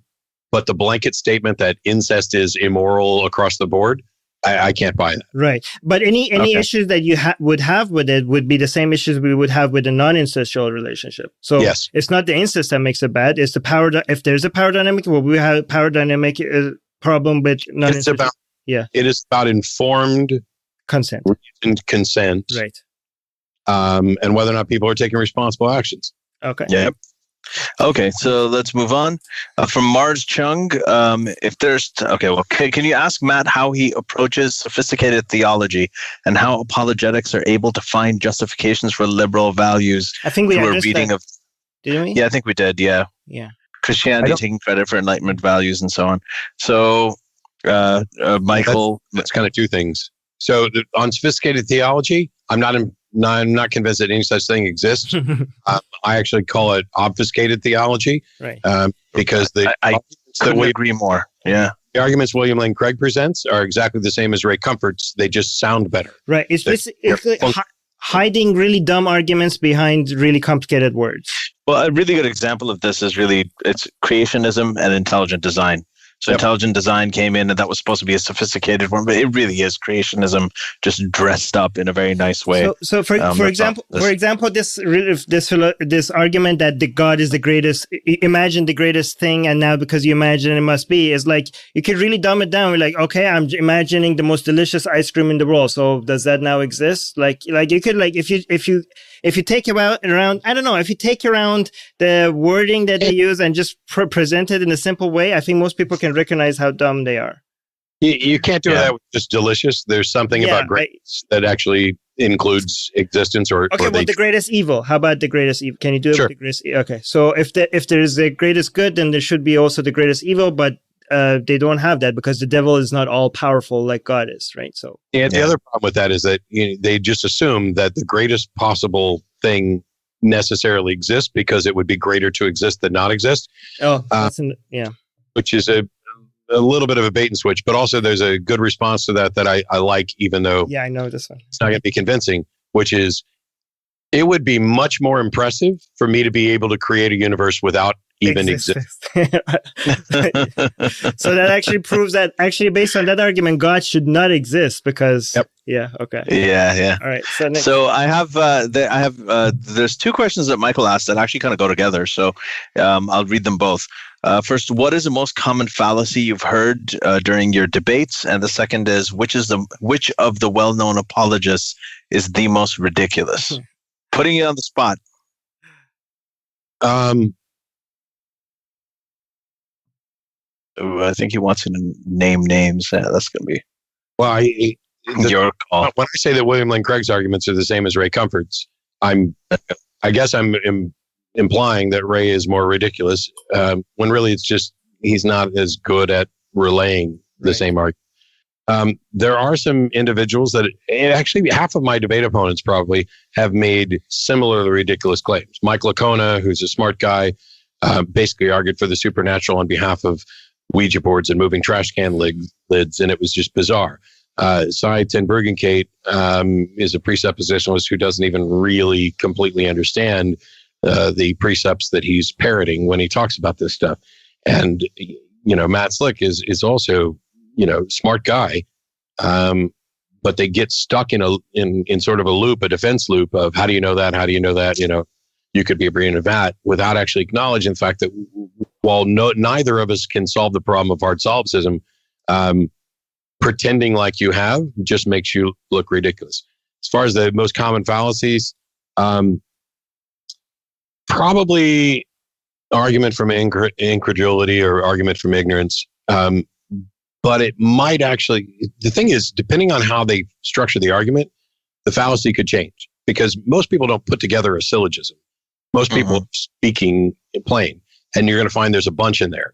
And it may be that the most common one is an equivocation fallacy, which is kind of what I addressed on Sunday, because the question was, can faith be rational? Well, if by faith you mean confidence level, then yes, you can have a rational confidence level.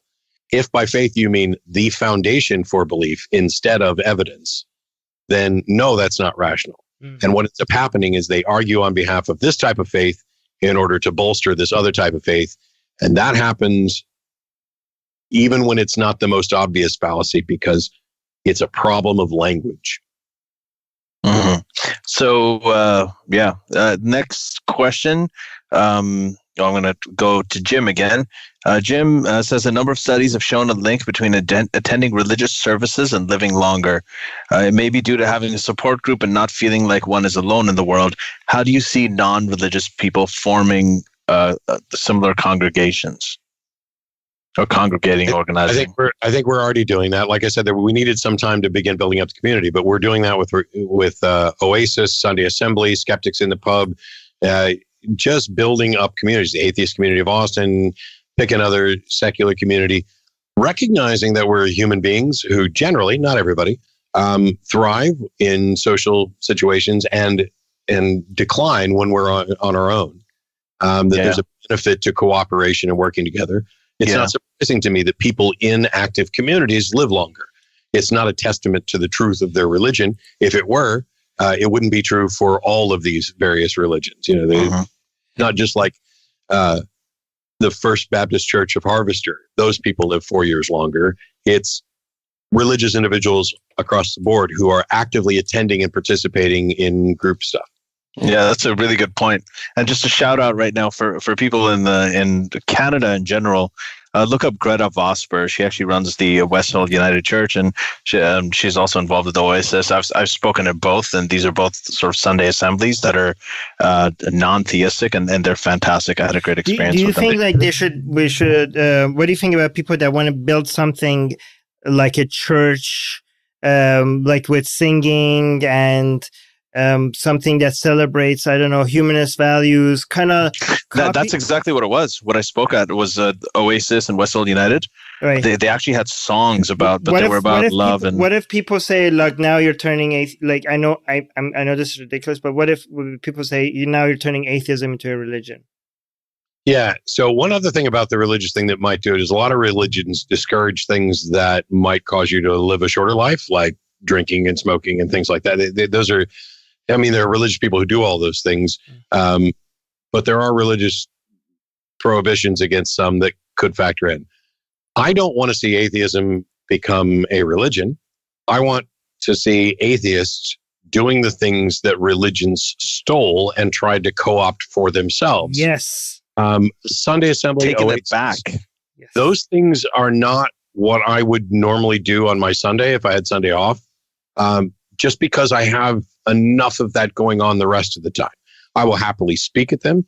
It's not for everybody, but it's for somebody. And nothing irritates, well, there are a few things that irritate me more, but few things irritate me more than when atheists say, oh, you're just creating an atheist church, and why can't you get over this and, just go on and live your life without it? Nobody should do that. Well, now you're a dick because you're telling other people how to live their life. If it's not for you, don't go. Right. But telling other people that they shouldn't go and interact with other people or sing or hold hands or have a potluck or actively work together to make the community better, you are not contributing to the betterment of the world. Right. You don't have to go, but when you start telling people they're wrong to go or wrong to want to go, that for me is a huge... And it can be something informal too. Like, again, the group... Muslimish here in Toronto, I haven't been able to go to a lot of their meetups because I have a family and weekends are limited and so on. But their next event is actually a family picnic, so people bring their kids and everything like that. And it's not really a speech thing; it's not a secular thing really, but it's just people getting together and we're going. It's easier for me to make it out to that. So I think that it can bring more people into the fold just for that reason, building communities. Look at. Is Burning Man turning music and drug religion? When you go to your football game, I think you're probably closer to having football as your religion than if you're an atheist who goes to right. Yeah, so nobody says that about football fans. I mean, I took a religion course. I think there's two elements that make something a religion based on definition. People getting together doesn't make it a religion. There needs to have a supernatural element, and there needs to be rituals. If you have these two, then you have religion. Like, for example, astronomy is not a religion because it's supernatural, but there's no rituals, right? But if you have, I think these are the two elements that make something a religion. I don't know if you agree with that. Rituals. I don't know if I go with necessarily just those two. I mean, there's probably going to be a number of different definitions for religion that I would accept. Right. Yeah, I think I would kind of agree with. Sorry, go ahead, Matt. I'm sorry. No, I'm just saying those two could be. I'm just not necessarily convinced that is the best or preferred. I mean, I don't have any objection to it. I'm concerned with how we define religion. That so it's kind of like porn. When the Supreme Court was talking about. They didn't put a definition on it, but it was kind of a we know it when we see it thing. And I think that's fine. Yeah, like Yuval Noah Harari talks about communism being religion, and a lot of these other things too. So, and they have common elements. But anyway, so let's move on. There's a specific definition of a cult that people have used, and in that context, it's with you being removed from your family and not that sort of thing becomes cult-like. On the other hand. A cult is what the big religion calls the little religion. Yeah. I mean, a cult. The only difference between a cult and a religion is size. Yeah. Honestly. So just really quickly, I guess we have around 10 or 11 more minutes. So from Mars, in the debate with Jordan Peterson, you discuss morality. Jordan Peterson seemed to sneer at basing morality on well-being. Your thoughts seem to parallel Sam Harris's. Yeah. Can we anchor morality objectively to realism? Yes. I mean, I gave a lecture for years on the superiority of secular morality, and I stopped giving it when Sam came out with The Moral Landscape because it was just much easier to tell people to read his book because while we don't agree on absolutely every fine point in it, it largely expresses my thing. We are physical beings in a physical universe.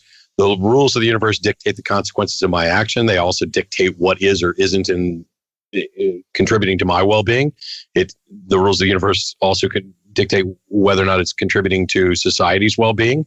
It's not just well-being may be ill-defined, but it's not just some arbitrary thing. It's not just a matter of opinion. If I lop your head off in almost every possible circumstance, that is definitely not in your best interest.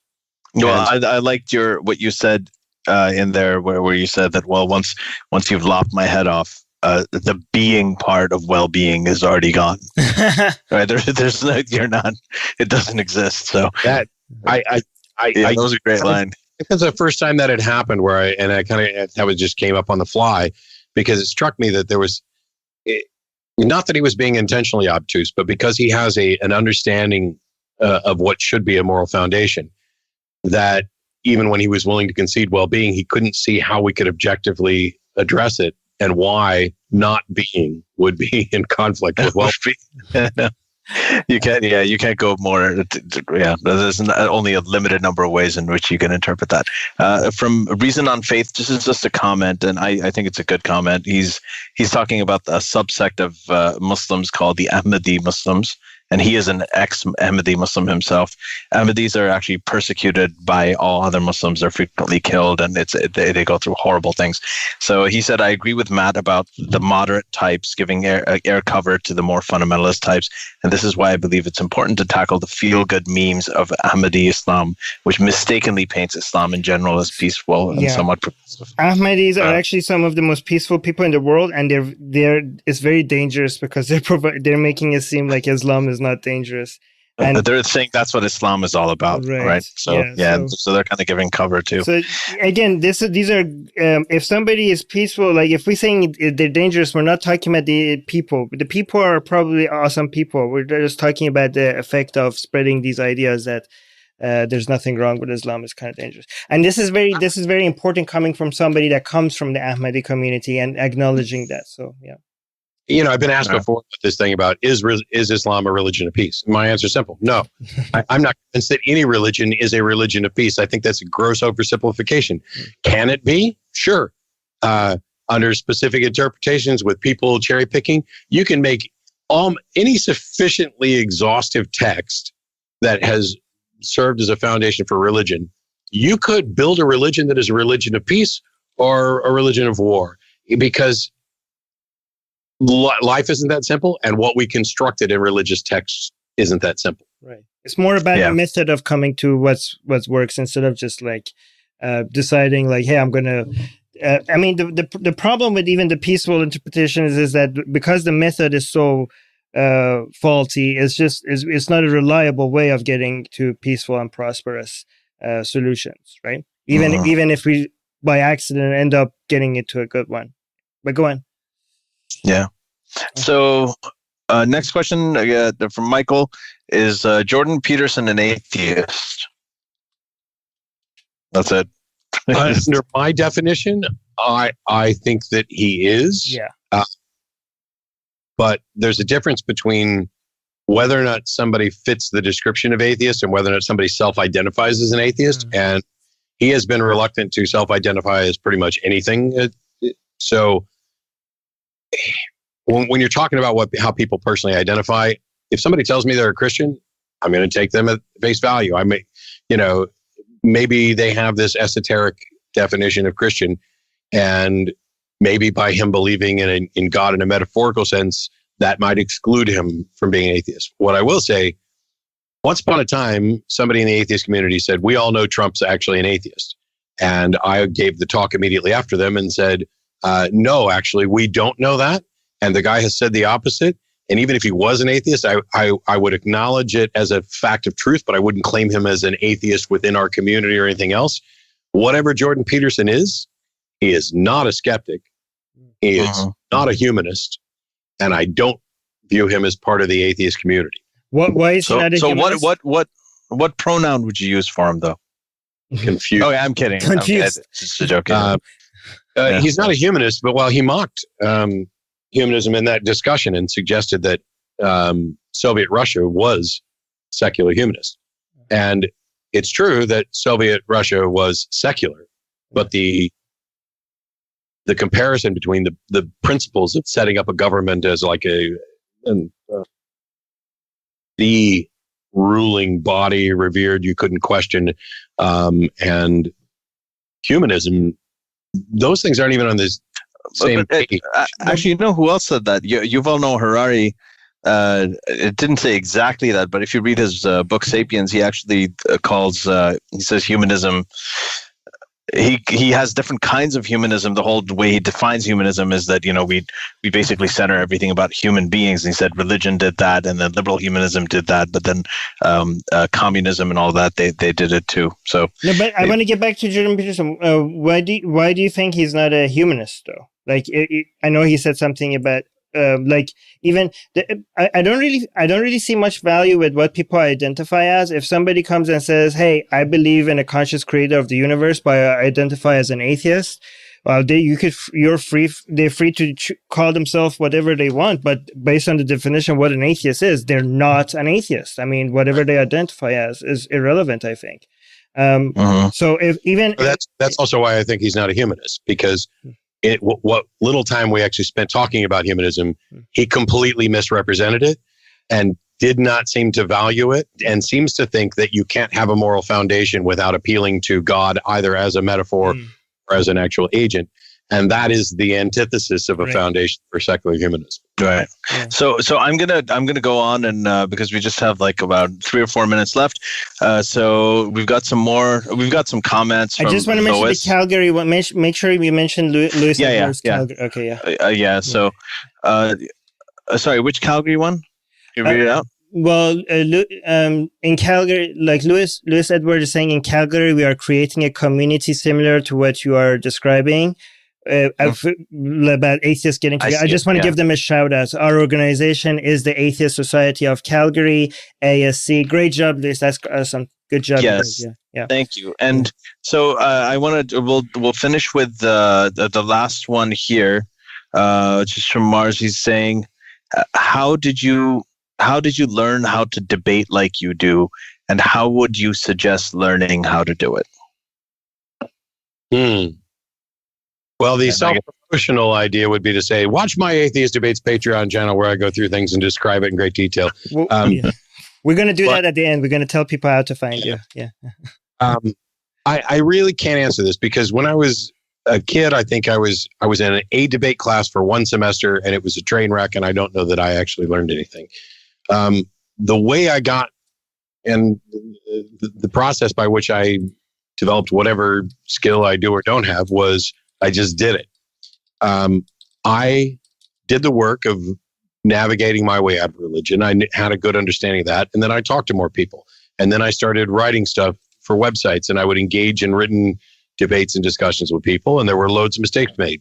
When I started doing the TV show, I've hosted the TV show for 14 years, taking countless live calls on all sorts of topics. And they haven't all gone well. I mean, there were some huge mistakes early on where I remember one call where we were asked to give our thoughts on the ontological argument, and Russell and I gave our thoughts on, or maybe it wasn't even Russell, maybe I'm misremembering, but we gave our thoughts on the cosmological argument. And when you make mistakes like that, whether it was us mishearing or just a brain fart or whatever, I'm my own harshest critic. When I leave the TV show, when I leave a debate, I am replaying it in my head going, oh crap, you should have said this, you should have said this. And actually, I'm getting ready to do a video tomorrow or the day after, because after the debate with Blake was over on Sunday, I had a conversation with somebody else.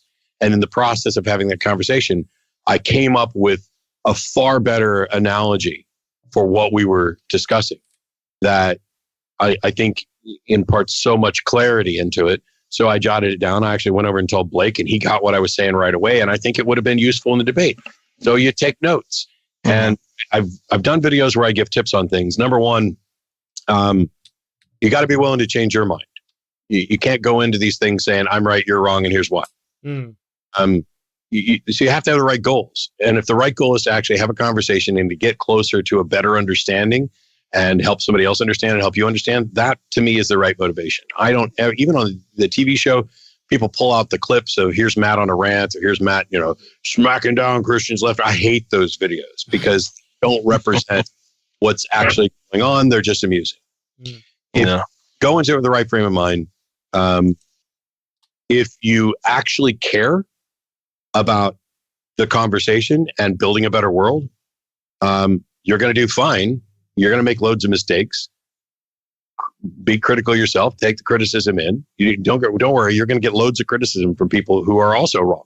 I learned very quickly, I can take a call on the show and get an email that says, my gosh, you have the patience of a saint, and an email that says, you are an impatient dick, and talking about the exact same call.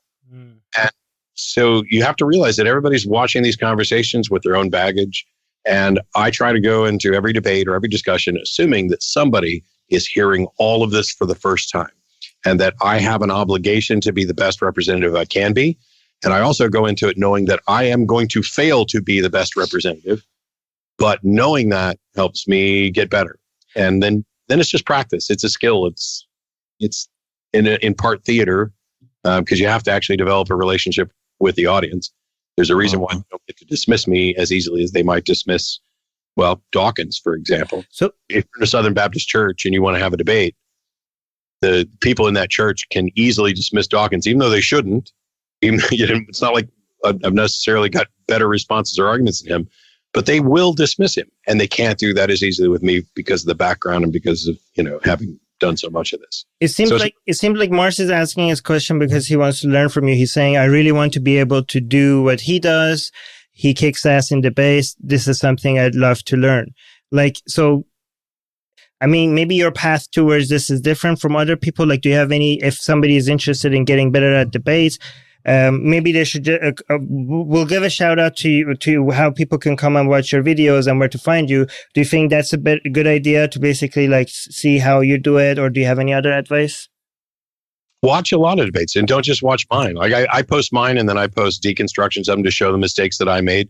You got to be critical of yourself and your positions. You should probably be more critical of your positions than your opponents, because when you understand the objections to yours, you're going to know how to argue better on their behalf. I won't do it, but I could defend. Don't you also have to see if your opponent's coming? Can you finish that thought? That was very important. You could. I could defend Christianity better than a good chunk of the people that I've debated. Yes. I won't do it because I know I could, because I know the impact of it. Mm-hmm. But doesn't it depend on whether your opponent is coming from a position of good faith or not? Because sometimes people will they'll know that you're being more self-critical. And if they know you're being more self-critical, there are some people who will exploit it. They'll keep on interrupting. They'll try to take you off into tangents. And I've noticed this happens a lot with religious people that I debate. Sorry, go ahead, finish that. Sorry. Yeah. I'm really excited about saying this though. So why don't you do that with your videos? Like make like a Steelman version of Christianity and then debate yourself. Like you could do a black and white version where you're like Steelmanning their arguments and then switch to this is how you would respond to that. So I don't want to do their job for them if they can't do a job. I don't want to help them. Why would you want to give them arm the enemy? But yeah, going back to that, how to fight the best arguments. But anyways, okay. Yeah, but you'll get accused of straw manning, no matter how accurate you are. Yeah, you're still going to get accused of that. Yeah, right. But how do you deal with if you're being self-critical and how do you deal with an opponent who is sort of exploiting that and trying to sort of derail you in a way because they're not coming from a place of good faith, for lack of a better term? I have no problem flat out exposing that, because if it's the truth, so one of the things that I try to do when I'm setting up the structure of some of the debates, I don't want a collegiate 4 points debate, joint press conference or that.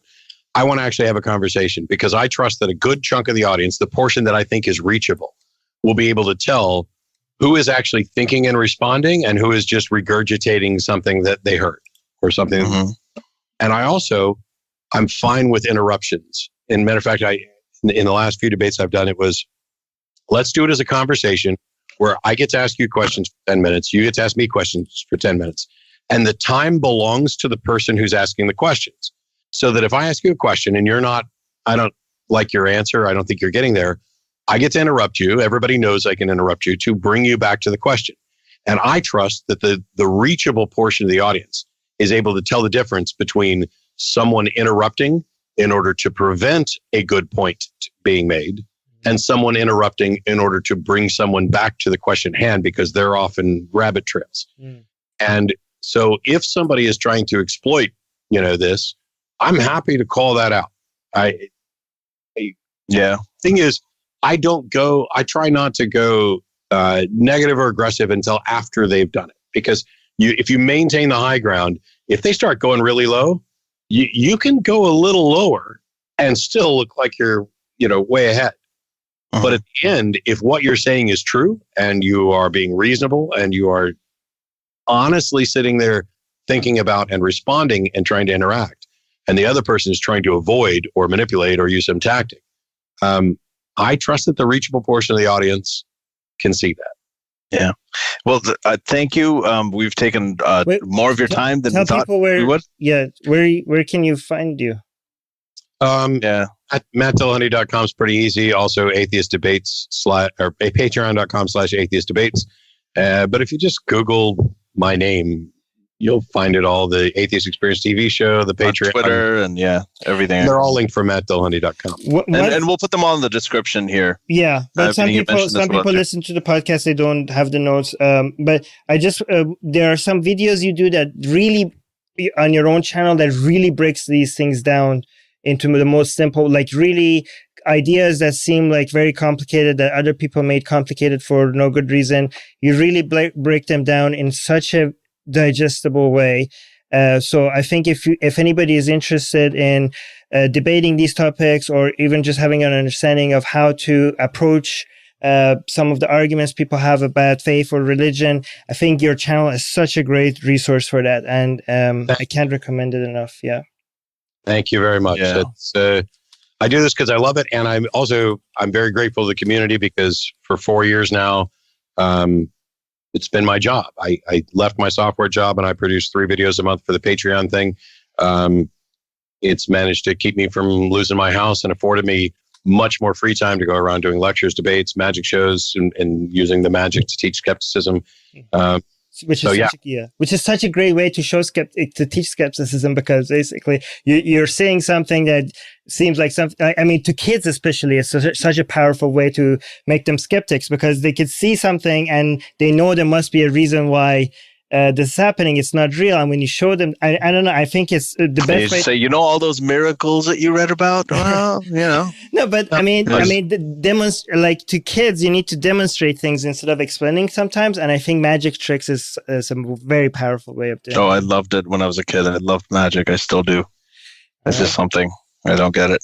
Anyway. Oh, yeah. Oh, there you go. That was a very good version of it. Our patrons are saying, thanks, Matt, for your answer. Great show. One of my favorite guests that has been on the show. Mike is saying Matt is extremely interesting guy. I can listen to him for hours. Mars is saying I called into the show once. It's awesome. Oh, Mars here one time called into your show at one point. So thank you, our patrons. This is great. And thank you so much for your time. Thank you, Matt. Really appreciate it. I'll come back whenever you want. The secular jihadists have been made possible thanks to the Illuminati and the covert support of Israel and the CIA. That's what we have been told, but we haven't received our checks yet. If you like what we do, please support us.